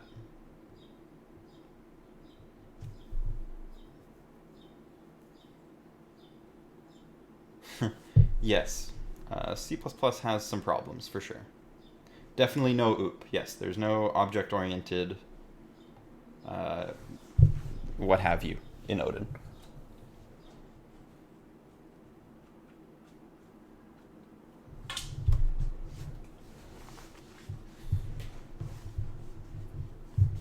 Oh, this is the one line I wanted to get rid of. Dang it. Yeah, yes.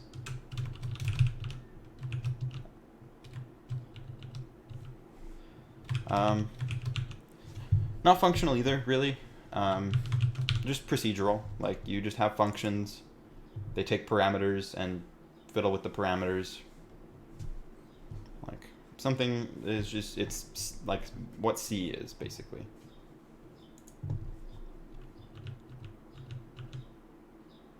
Yeah. Yep. Indeed.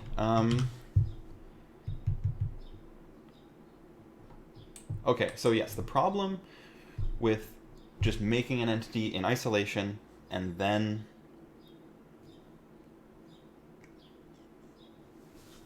deserializing it is that you don't know. You could stomp on the ID,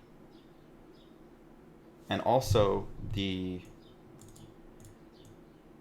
procedures get called when you make a new entity.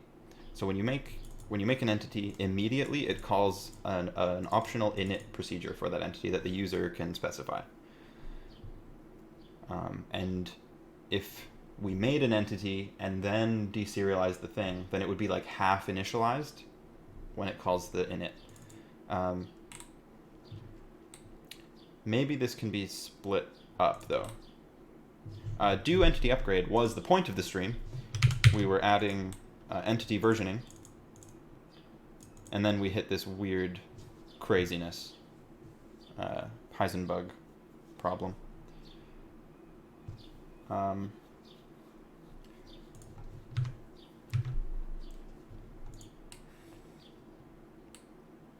Yeah, C++ templates are a disaster. In Odin, you have parametric polymorphism, but it's better. It works, and it obeys the same rules as the rest of the type system in the language, and it's just very nice to use.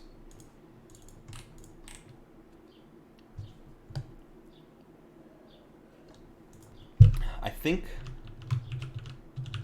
yeah, the elder ones, the graybeards. I think what we might do is not. We could make entity do a very limited subset of what is required to actually make an entity, and then have different sub-procedures that call it, and then do some other stuff. So like make entity WBML wouldn't do this like parse value and then write value, because this is weird, right? Like we parse the WBML node here and then pass it, which then gets written to it. But this could just be like a normal deserialized call. Theoretically, like we could call make entity, and then maybe that's what we'll do. That's like a bigger thing than I was thinking we would have to do, but we will try it. We will give it a go.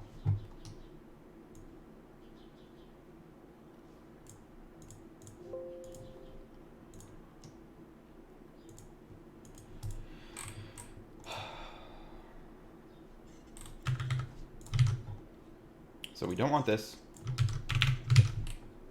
Make entity, this will be like make entity base, where it doesn't even, well, it's going to have to know where it is. So it's going to have to put it into the memory for all the entities. And that's fine.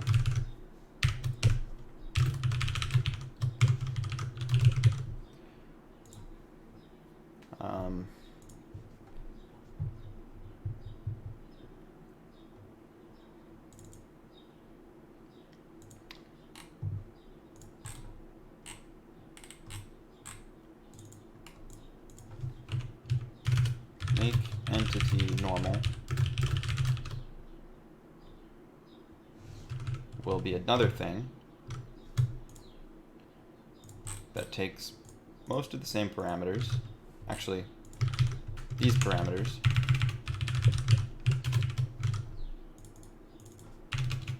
And then this will do the normal initialization. So this will just, make entity base will just put a thing in the array with no valid data. Entity slot equals make entity base scene entity type. It won't even pass the name. There's going to be no name in here. And then it will do this stuff.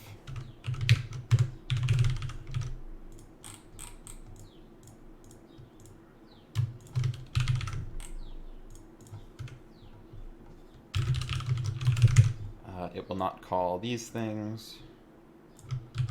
It will just put it into the right memory.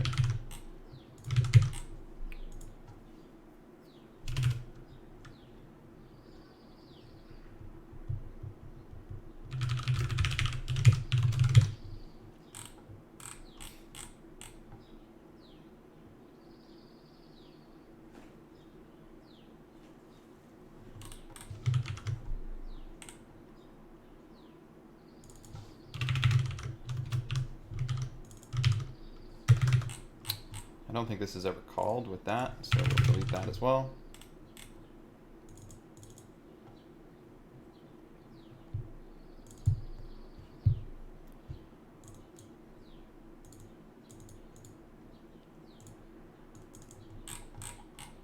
Make entity base. Won't pass any of those.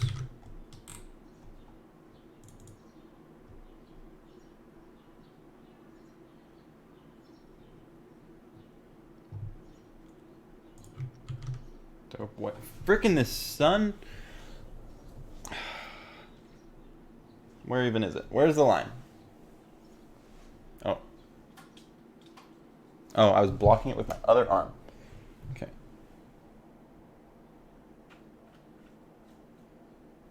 I can't close my blinds enough. This is a problem. Yes, I did. Actually, I am enjoying the sun. It's nice being warm out. I went out in shorts yesterday. It's not freaking freezing anymore. I'll just sit up straight, so then we're good.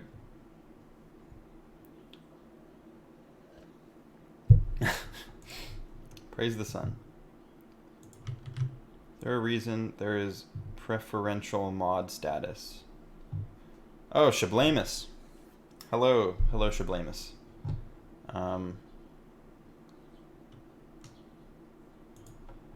No, fine. We'll throw some more mods in here.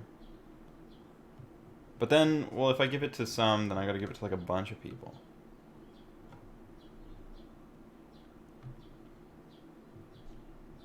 How dare me what? The Odin compiler is a bit multi-threaded. Each file is parsed on a separate thread, I believe. Type checking is synchronous, and like IR generation is synchronous.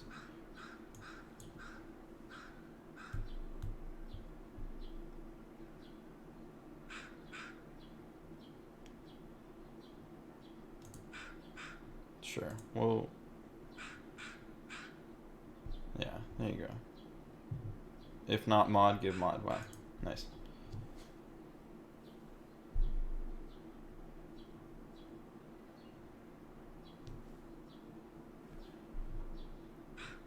You can also know new at compile time, but you can't return that memory to non.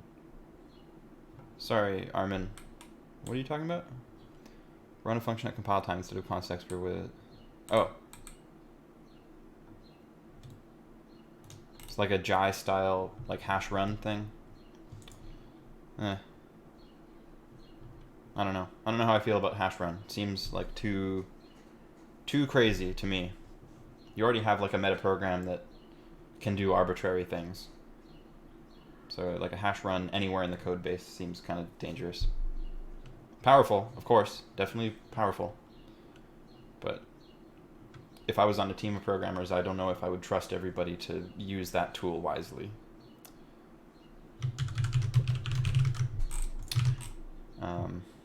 Yeah.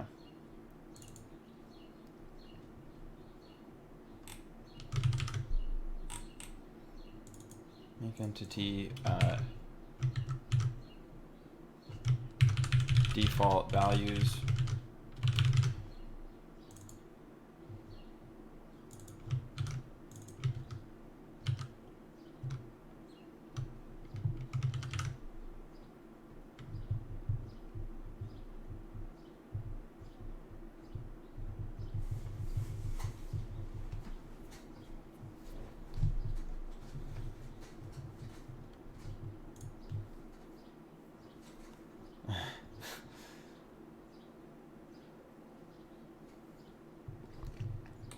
Oh, Jake, you're making a logo?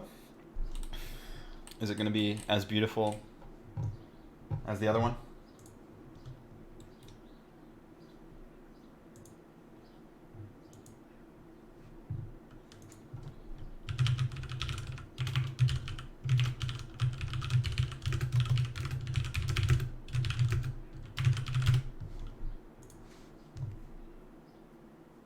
It's going to be better than the... Oh, Photoshop, not Paint.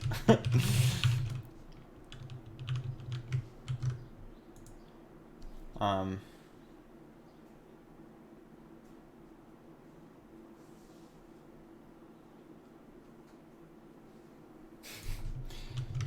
right. So here we want to make an entity with the base values. We don't want any of these default values, but we do want this to happen. So I'm just going to copy paste this code for now.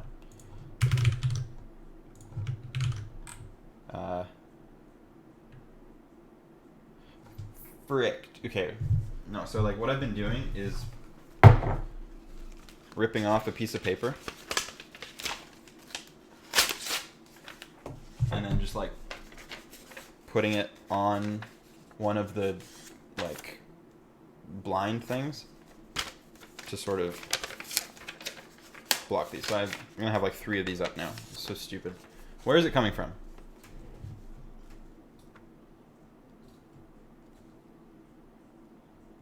Is that it?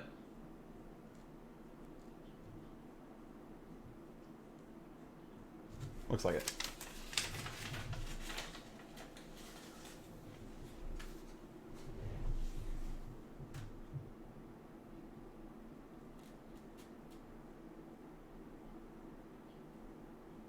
Wonderful. Victory. Now it only just looks stupid. Look at that. Very nice.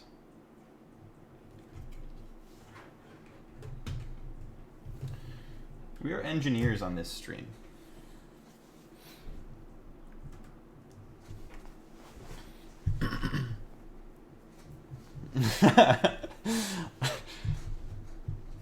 I accidentally snapped one of the things as well. I was trying to like, because it's a little bit bent. I don't know how it got bent, but I was trying to bend it the other way. And it snapped. But only like 70%. And artists, yes, of course. Of course. Entity. This also returns a slot, but I don't think we need it here.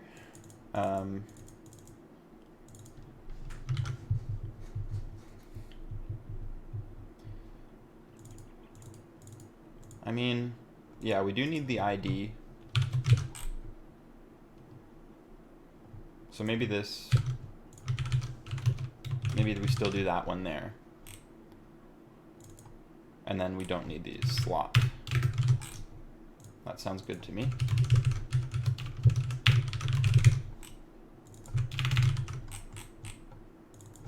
Which is good. And then we don't care about any of these. We do need enabled. We do want enabled.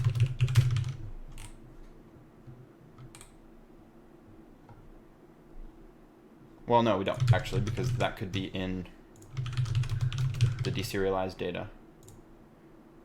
Entity type probably could be preserved. But then this stuff we don't care for.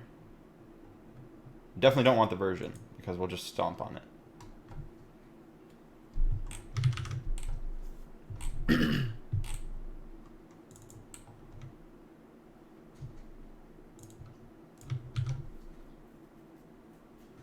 I don't know where this went, but sure. Oh, no, it was a copy-paste problem. Gotcha. Okay, so then instead of parsing a value from the WBML and then writing it later, we just want, like, rest of the file lexer dot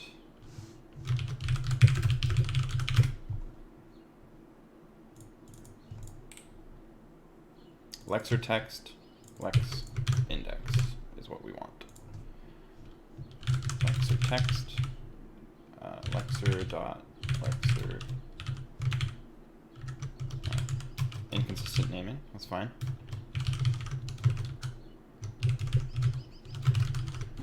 We just want the rest of the file, and then we want to wbml.deserialize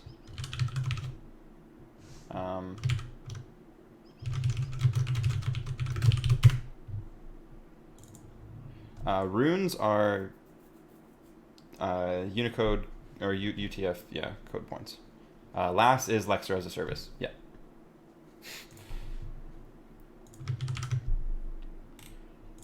Deserializing the pointer is data then the pointer, so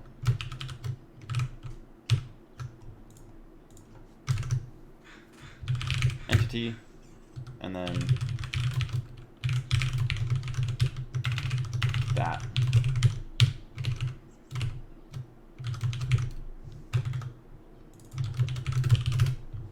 Why? Oh, data then the pointer. I just said it.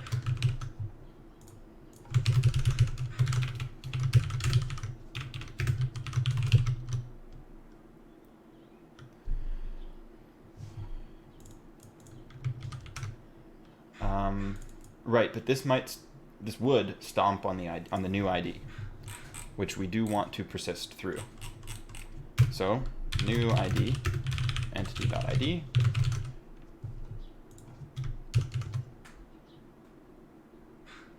Like this deserialize would stomp on it. Because it's in the file. I guess we could just not serialize this, but that's fine. New ID is the new one. And then if. And we'll just like reset it. Entity.id is new ID.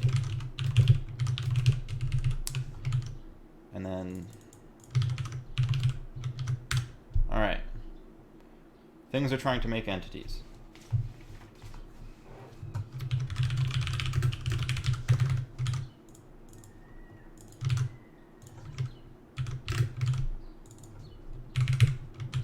We don't want other things to use this. Cool. Okay, so now maybe things will work.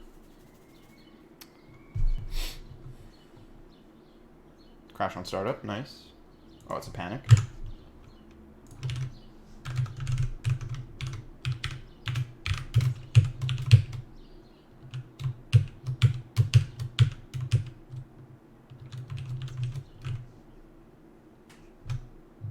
Oh,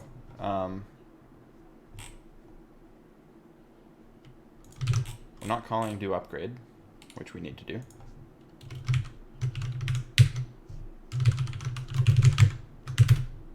But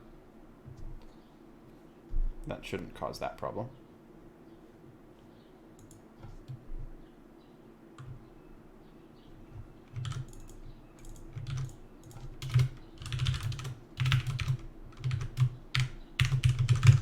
This is going to be super noisy.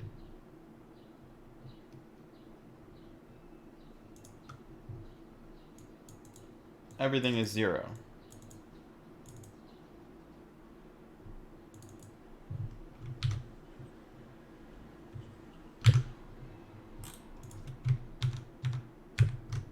Why?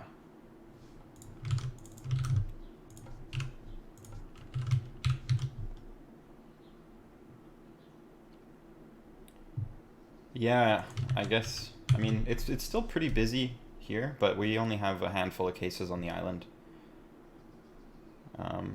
But yeah, I imagine in a place like where you're at, people are a little more afraid, perhaps.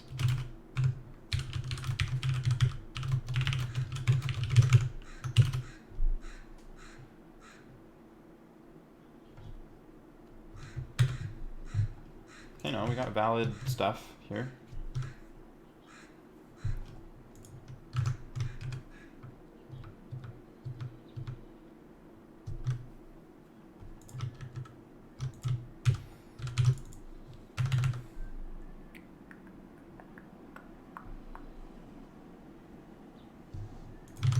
Yeah, Odin's still in development, but it's not changing drastically, really, ever. The only time it kind of drastically changes is when he like removes a feature. But meh, it's not so bad. Like I haven't had a breaking, like a whole mess of a refactor in a while due to compiler changes.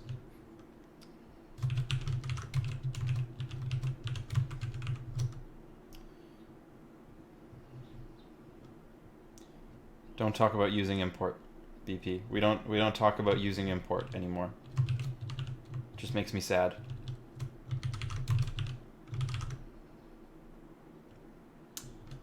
So young.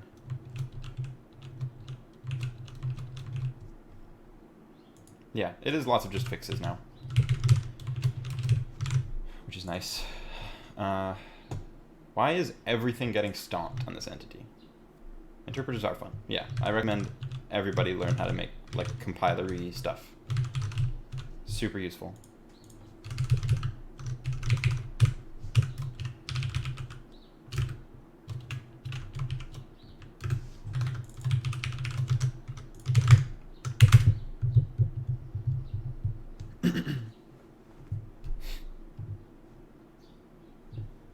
Okay, before nothing.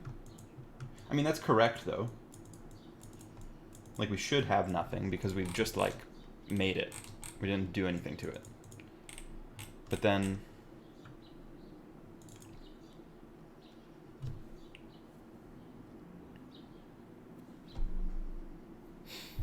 backend stuff isn't mind-numbing, it's mind, like, warping. Doing, like, register allocation and... yeah. It's fun. It's fun problems, though. There should be data here.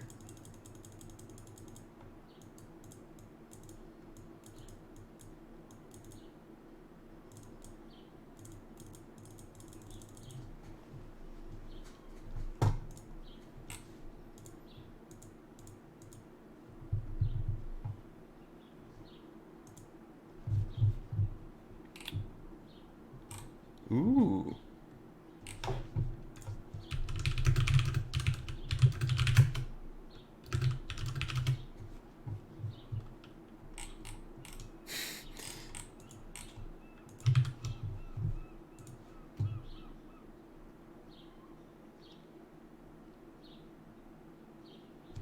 Yeah, the papers are pretty tough.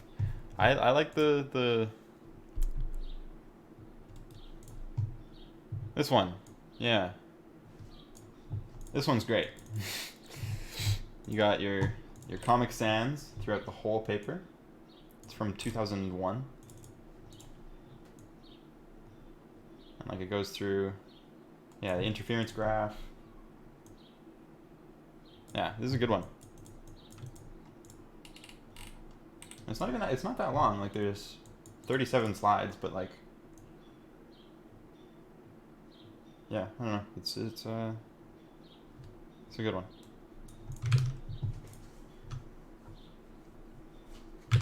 Description links.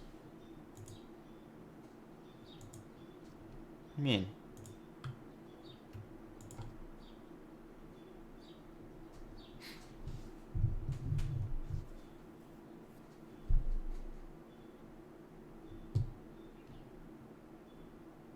Link to the GitHub of the engine. Oh, like in my description here?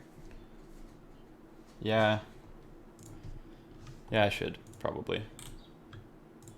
Yeah, maybe I mean, that's pretty easy.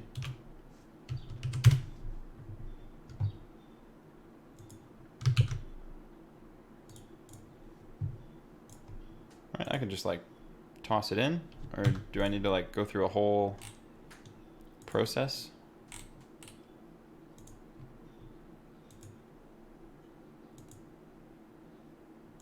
Oh wow, there's a whole bunch of stuff here. Links. Game engine source code. How does that look? Amazing. Look at that. Why isn't it clickable though? Oh, supports Markdown. What's the Markdown for a URL? Is it square brackets, then the parens? Victory. He's done it. Yeah, definitely. No, it's a good call. It's a good call. I do not have a website, though. I should probably get on that one.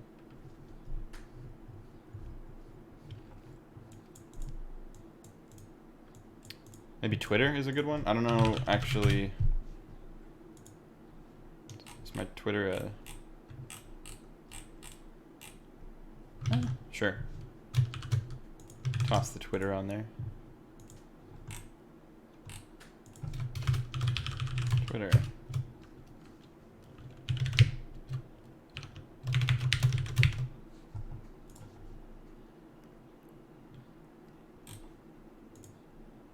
Nice. Yeah, it's square brackets first. Hey, 20 viewers. Nice. Wow. Let's fix this bug. How about that?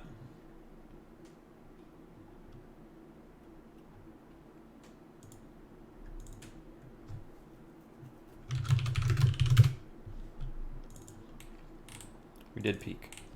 It's true.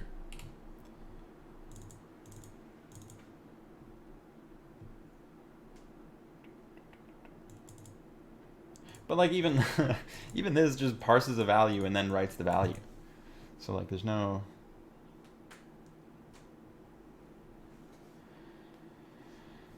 It's the same thing. It's the same thing.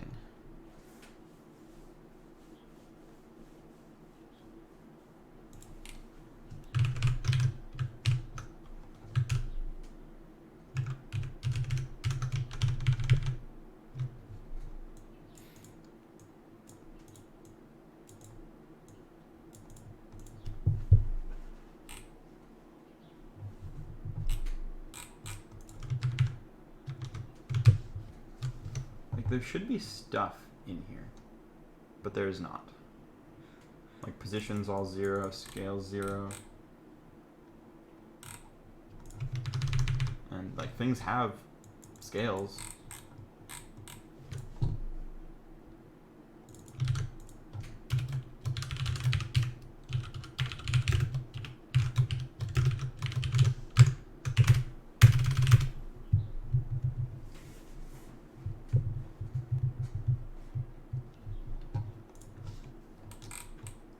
Right, like scale is 1. Before scale is 0, which we expect, but after it's also 0.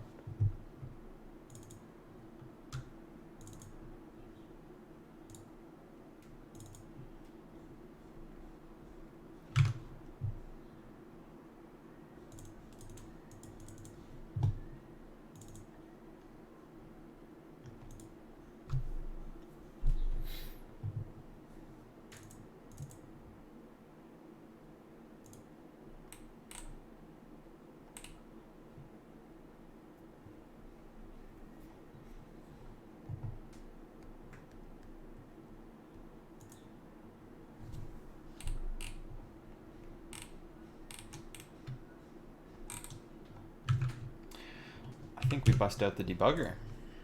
Maybe that's a good idea.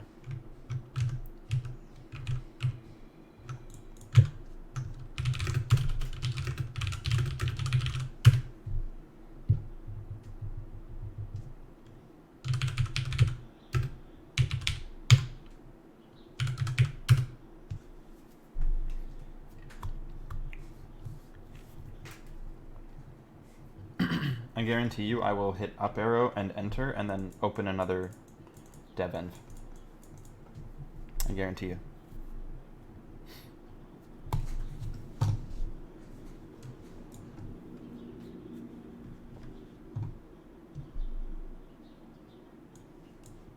Come on, Visual Studio. It's okay. It's okay.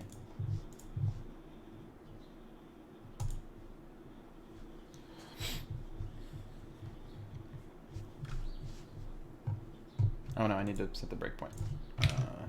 We want...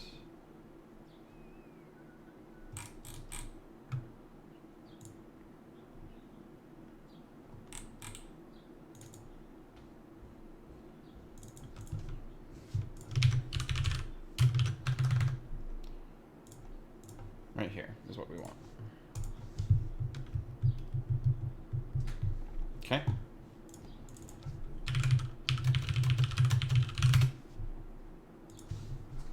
Yeah, we got some valid things. Entity.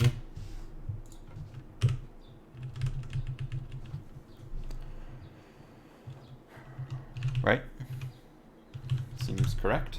I haven't debugged in a long time. What are the F11?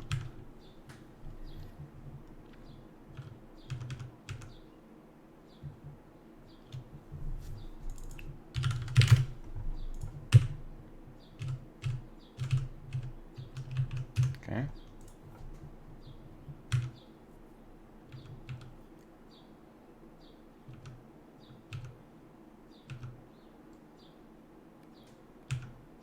Alright, that's just like a dumb thing. Right, okay. So what do we got? It should be an open curly brace.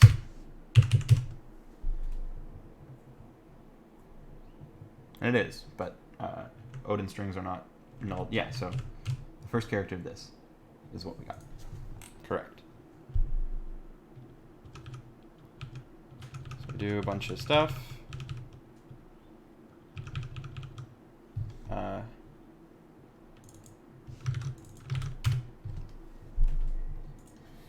Base.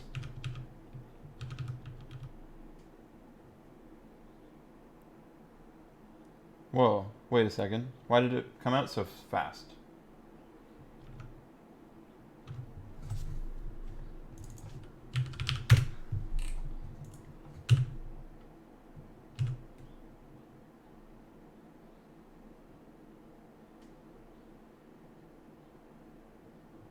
What?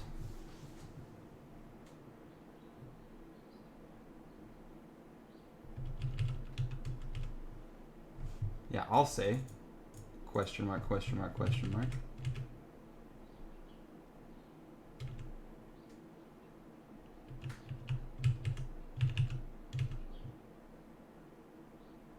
Meshes? What are you talking about? This is a token. No, it's a node.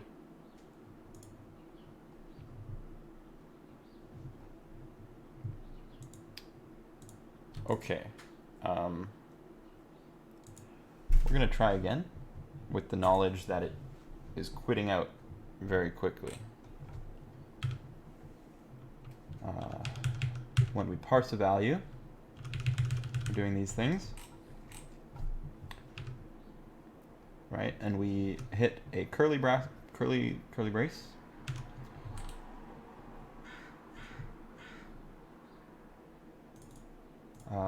Sure, we'll check the eat new lines.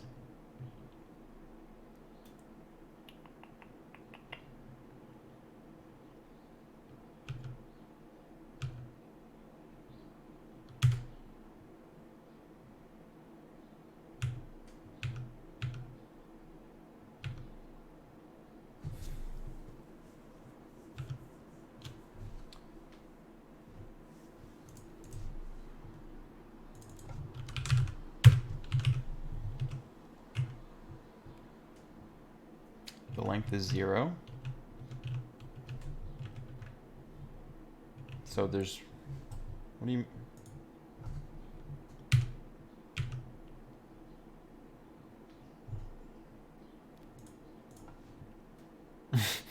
Jesse. Why is the length 0?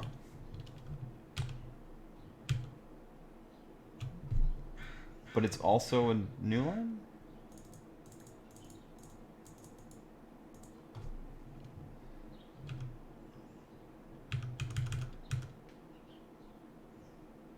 Okay. So there was a new line. Maybe we're just like setting the kind field without actually setting the text. That's possible. Okay. So we're at base.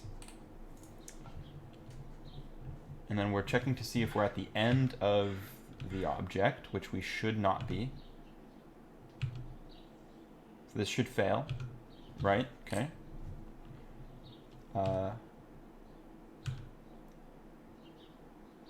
Right. Var name token should be right. Base length 4. That's correct.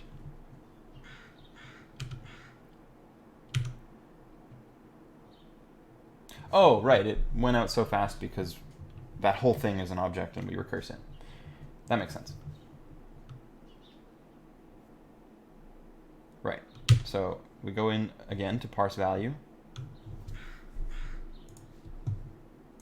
We should be like at here right now. We get the new line. That's fine.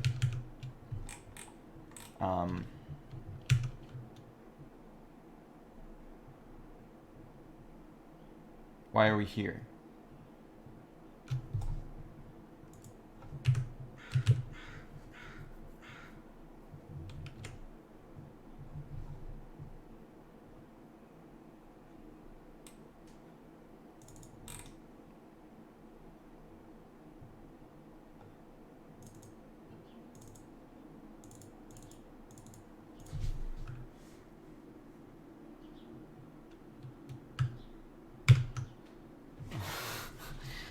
my god, Jesse.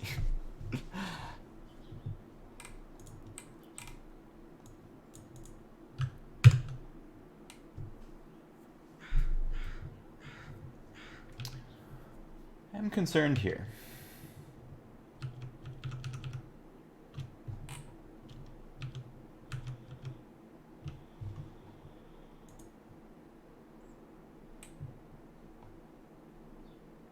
Oh, no, okay.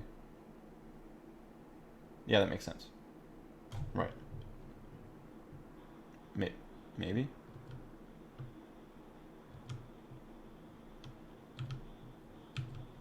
So now we're in ID. Like we're parsing the ID field. Right. Yeah, okay. We hit a number. Makes sense.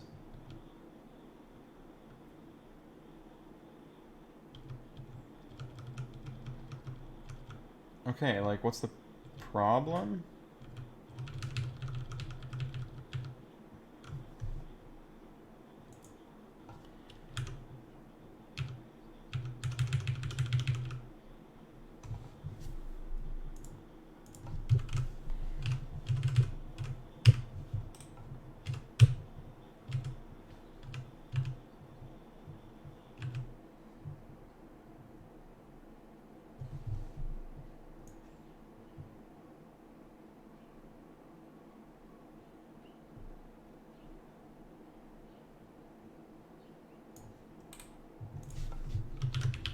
What is num children? That's nowhere in this file. What is going on?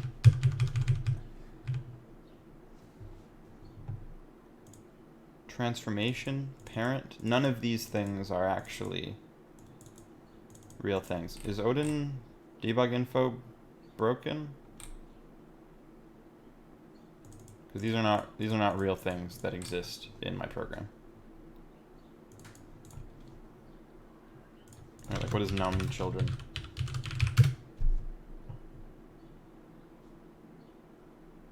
Yeah, this is oh, what? What on earth? Asimp? We are nowhere near Asimp right now. I'm gonna pull latest Odin and then maybe there's a bug that has been fixed.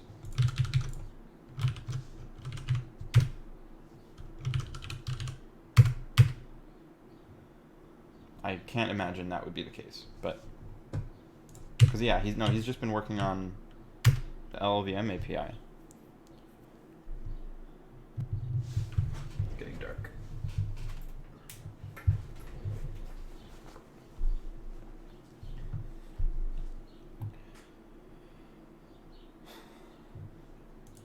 Oh my god.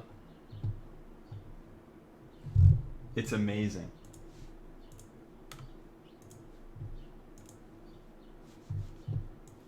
This is gorgeous. This is beautiful. I approve.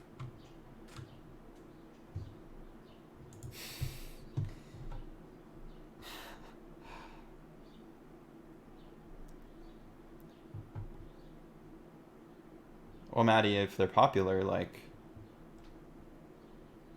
lots of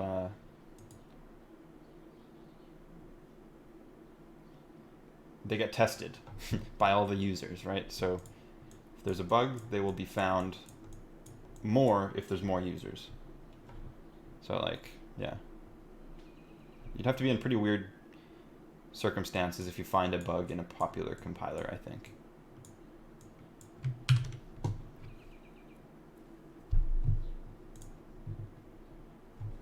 I have no idea what's going on here. Truly no idea.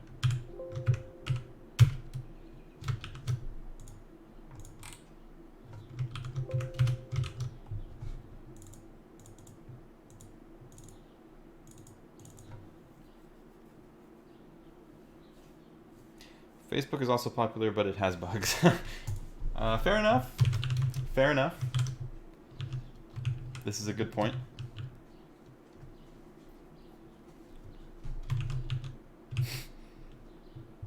Jesse. Oh no. Oh no. I don't know if we're gonna fix this. Am I missing something totally stupid here? Like, I print out the entity and then I deserialize, and then I print out the entity again, and nothing is different.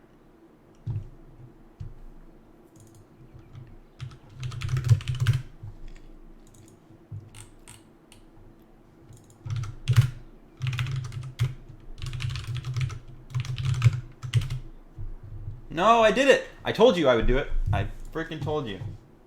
Visual Studio, please. It takes forever for you to even just be able to exit it. Okay.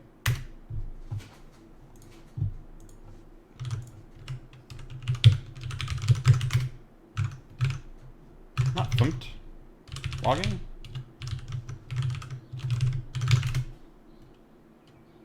What?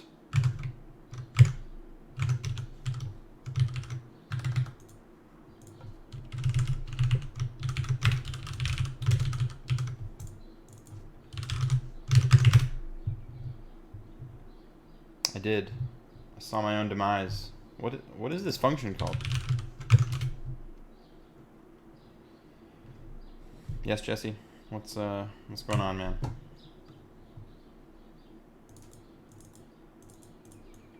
This is correct. There's a node with base.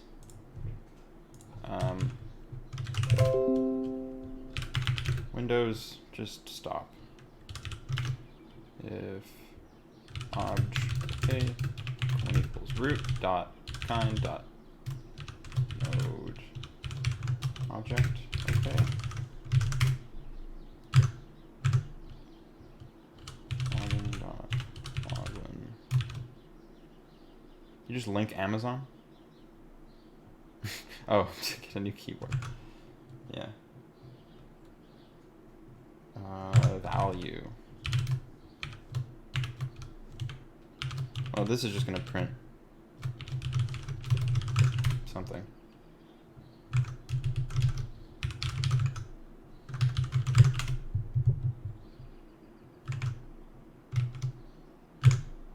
What? Fields?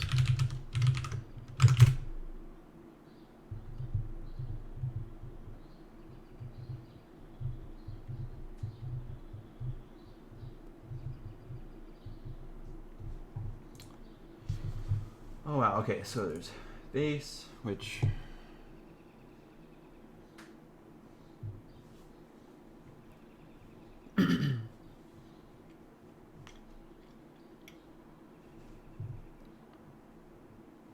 right.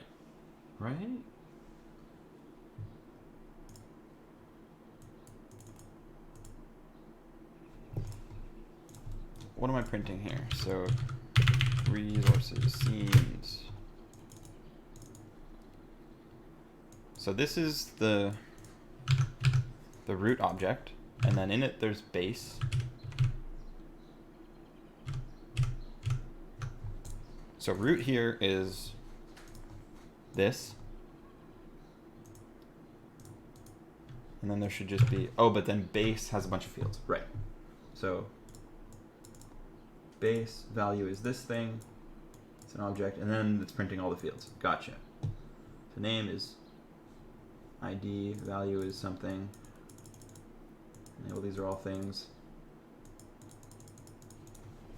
So what's the problem? It's not writing the values.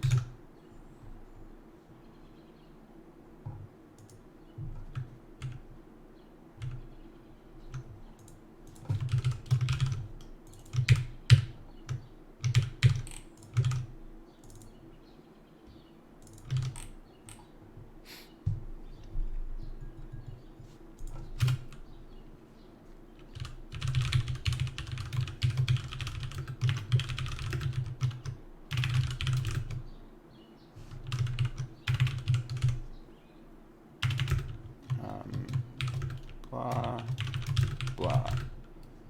The name, field.name, field.value.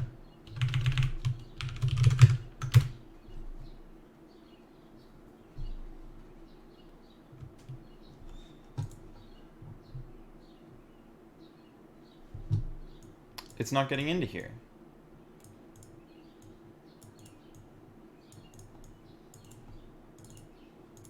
Do we get anywhere into here?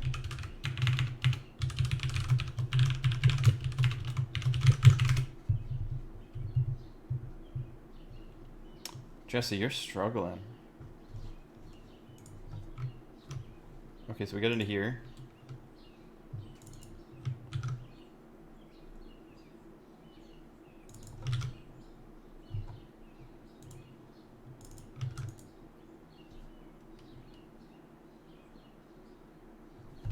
Variant.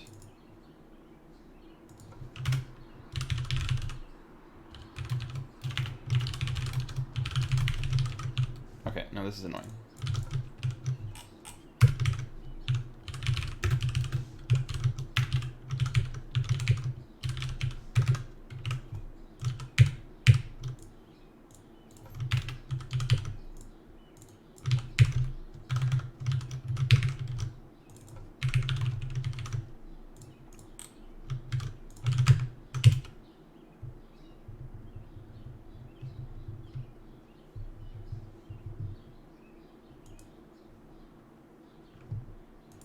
Right, we have all the things.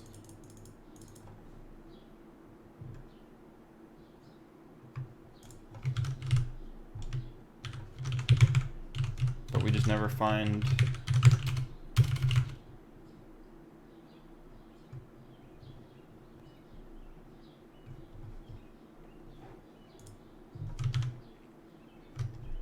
We do sometimes?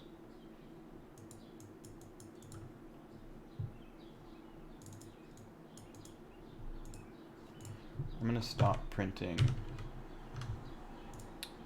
that one. I just wanted to version some entities, man.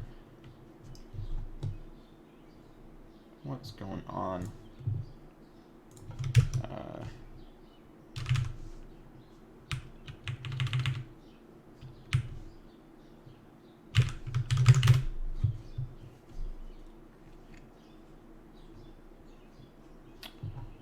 Looks like it. Looks like it, Jesse.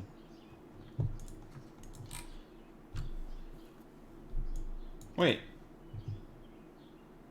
Why?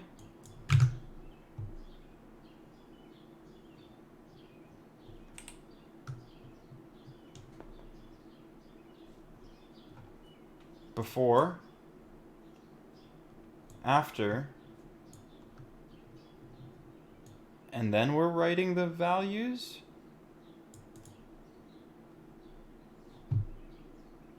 We have before, deserialize, after.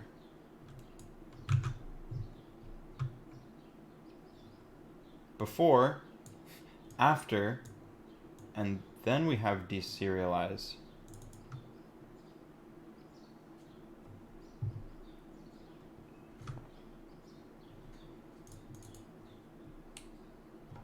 BP, do you see this? Do you see this?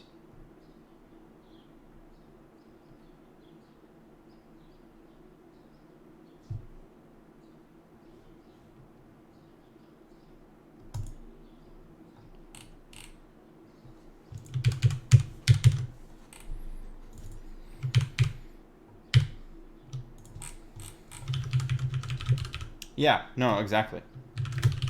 Hold up. I'm calling deserialize into pointer. No, it's... My logs are happening... Like I have a log, and then a deserialize, and then a log. But in the console, there's both of my logs, and then the logs from the deserializing. Like these are happening out of order. Like it's doing this.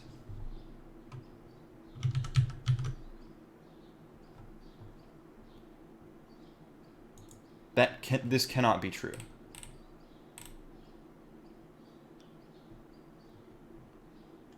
I'm doing logging like I don't like cache or anything like that.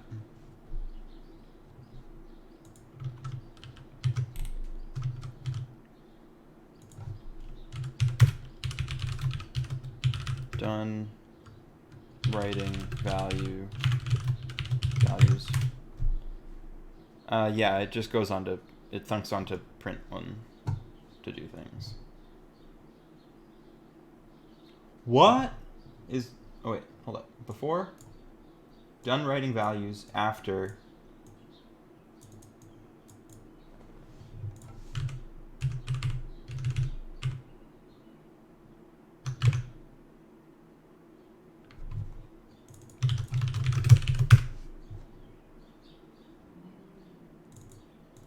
yeah, it uses print.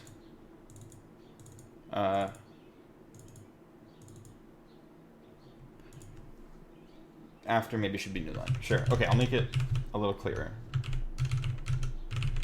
Is it possible that print doesn't flush? Is that a thing that could happen?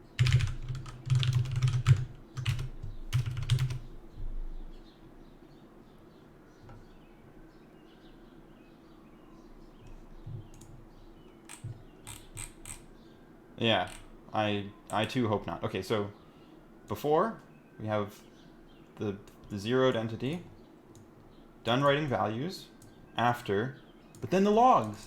Like, I don't know where these are coming from. Entity type ID and name.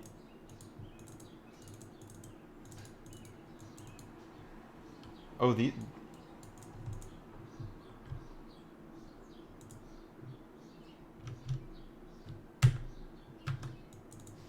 Oh! Okay, this isn't as scary. That's this write value. Okay, these are from this here. I'm calling write value twice.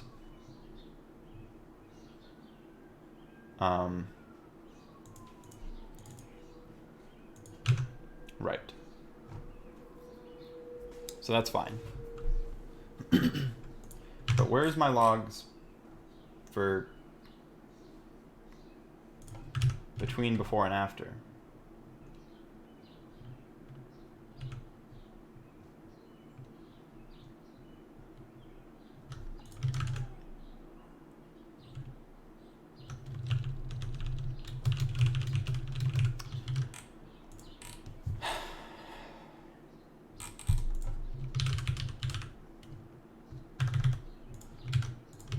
We should be getting here. We should be getting here.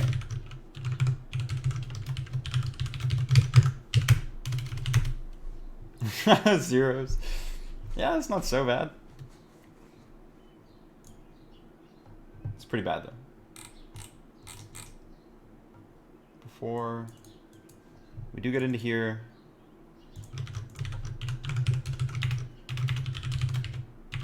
field. Oh, gosh. This is a disaster.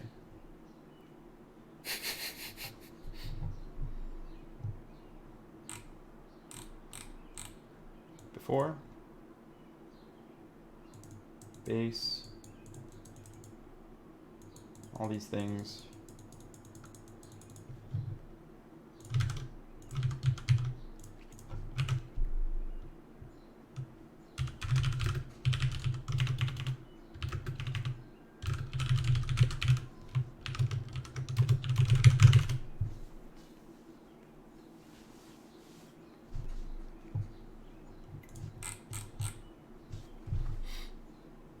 Oh wow, that's pretty noisy, huh?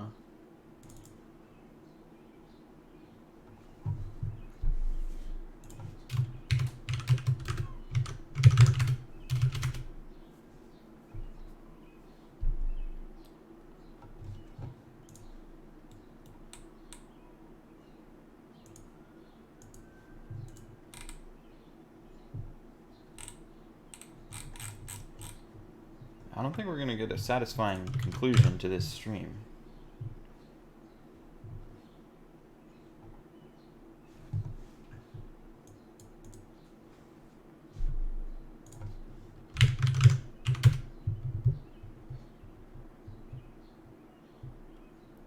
So the problem right now is that, so we make the entity and then we deserialize into it the entity like this data.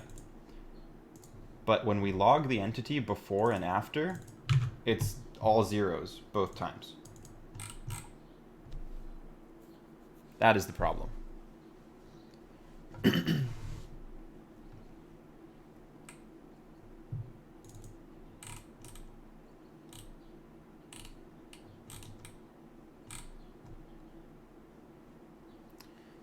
Yeah, that seems to be the case.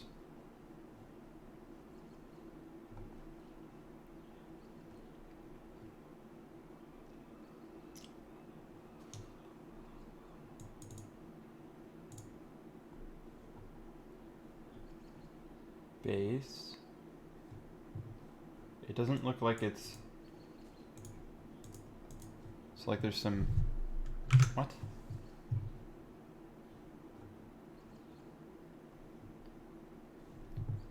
What would I expect here?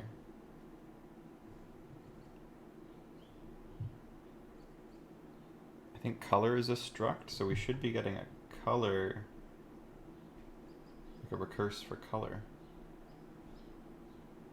But we're not?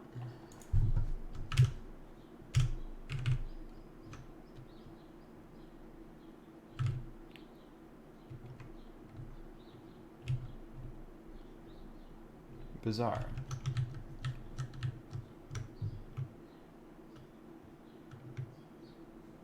Or maybe color is no serialize. I don't think it would be though. No.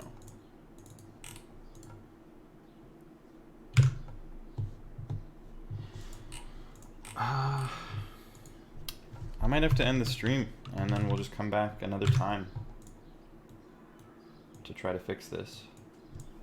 Or maybe I'll do this offline where I can like laser focus or something.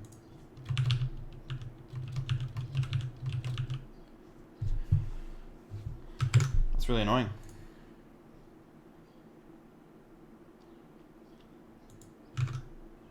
Yeah. Probably, maybe tomorrow, might stream again. If I do fix this in the meantime, maybe I'll do like an explanation of what the problem was, if I could even word what the problem is. Yeah. Alright, well, thanks for coming, everybody. Sorry we have to leave on a super lame note, such as this, but, what is the problem? Oh, I mean, I don't even really know. It's one of those.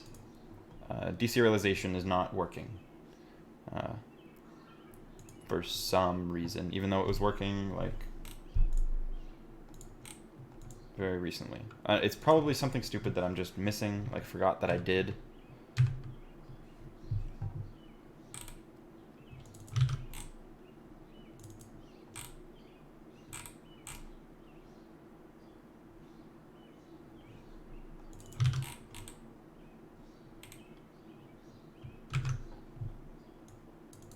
Yeah.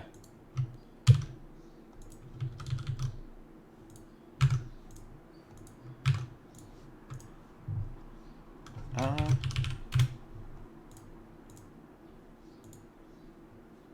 don't think...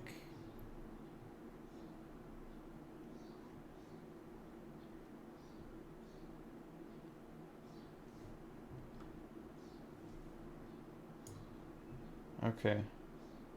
Bye, Jesse. Good luck.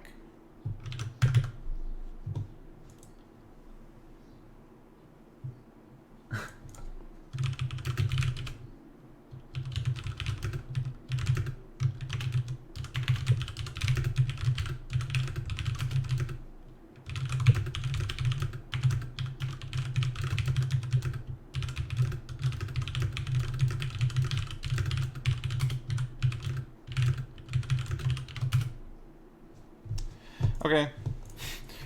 Frick, that's so annoying. Okay, yeah. I'll see y'all next time. Thanks for coming.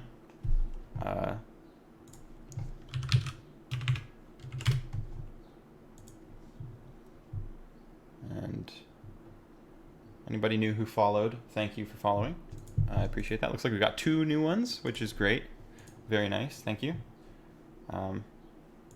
Wait. Assign something to the before entity. See if it gets zeroed. So like entity.position equals 149, obviously. Well, I'll do that before logging it so we can actually see it. Obviously. Okay, before, position, 149. After, position is 149.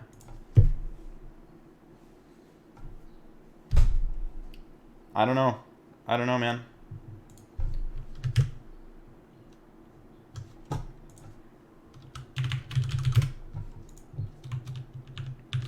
It is just writing nothing. It's maybe not recursing properly.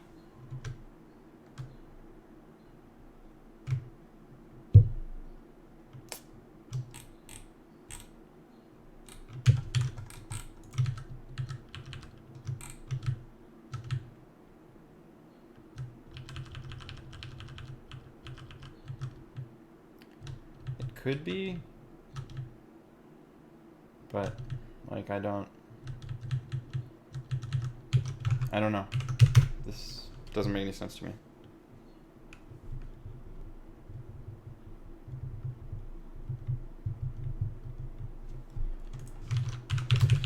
Yeah, okay, I gotta go. We'll pick this up tomorrow and see if we can figure out what on earth the problem is. I'll see y'all around. Thanks for coming. Cheers. Have a good evening.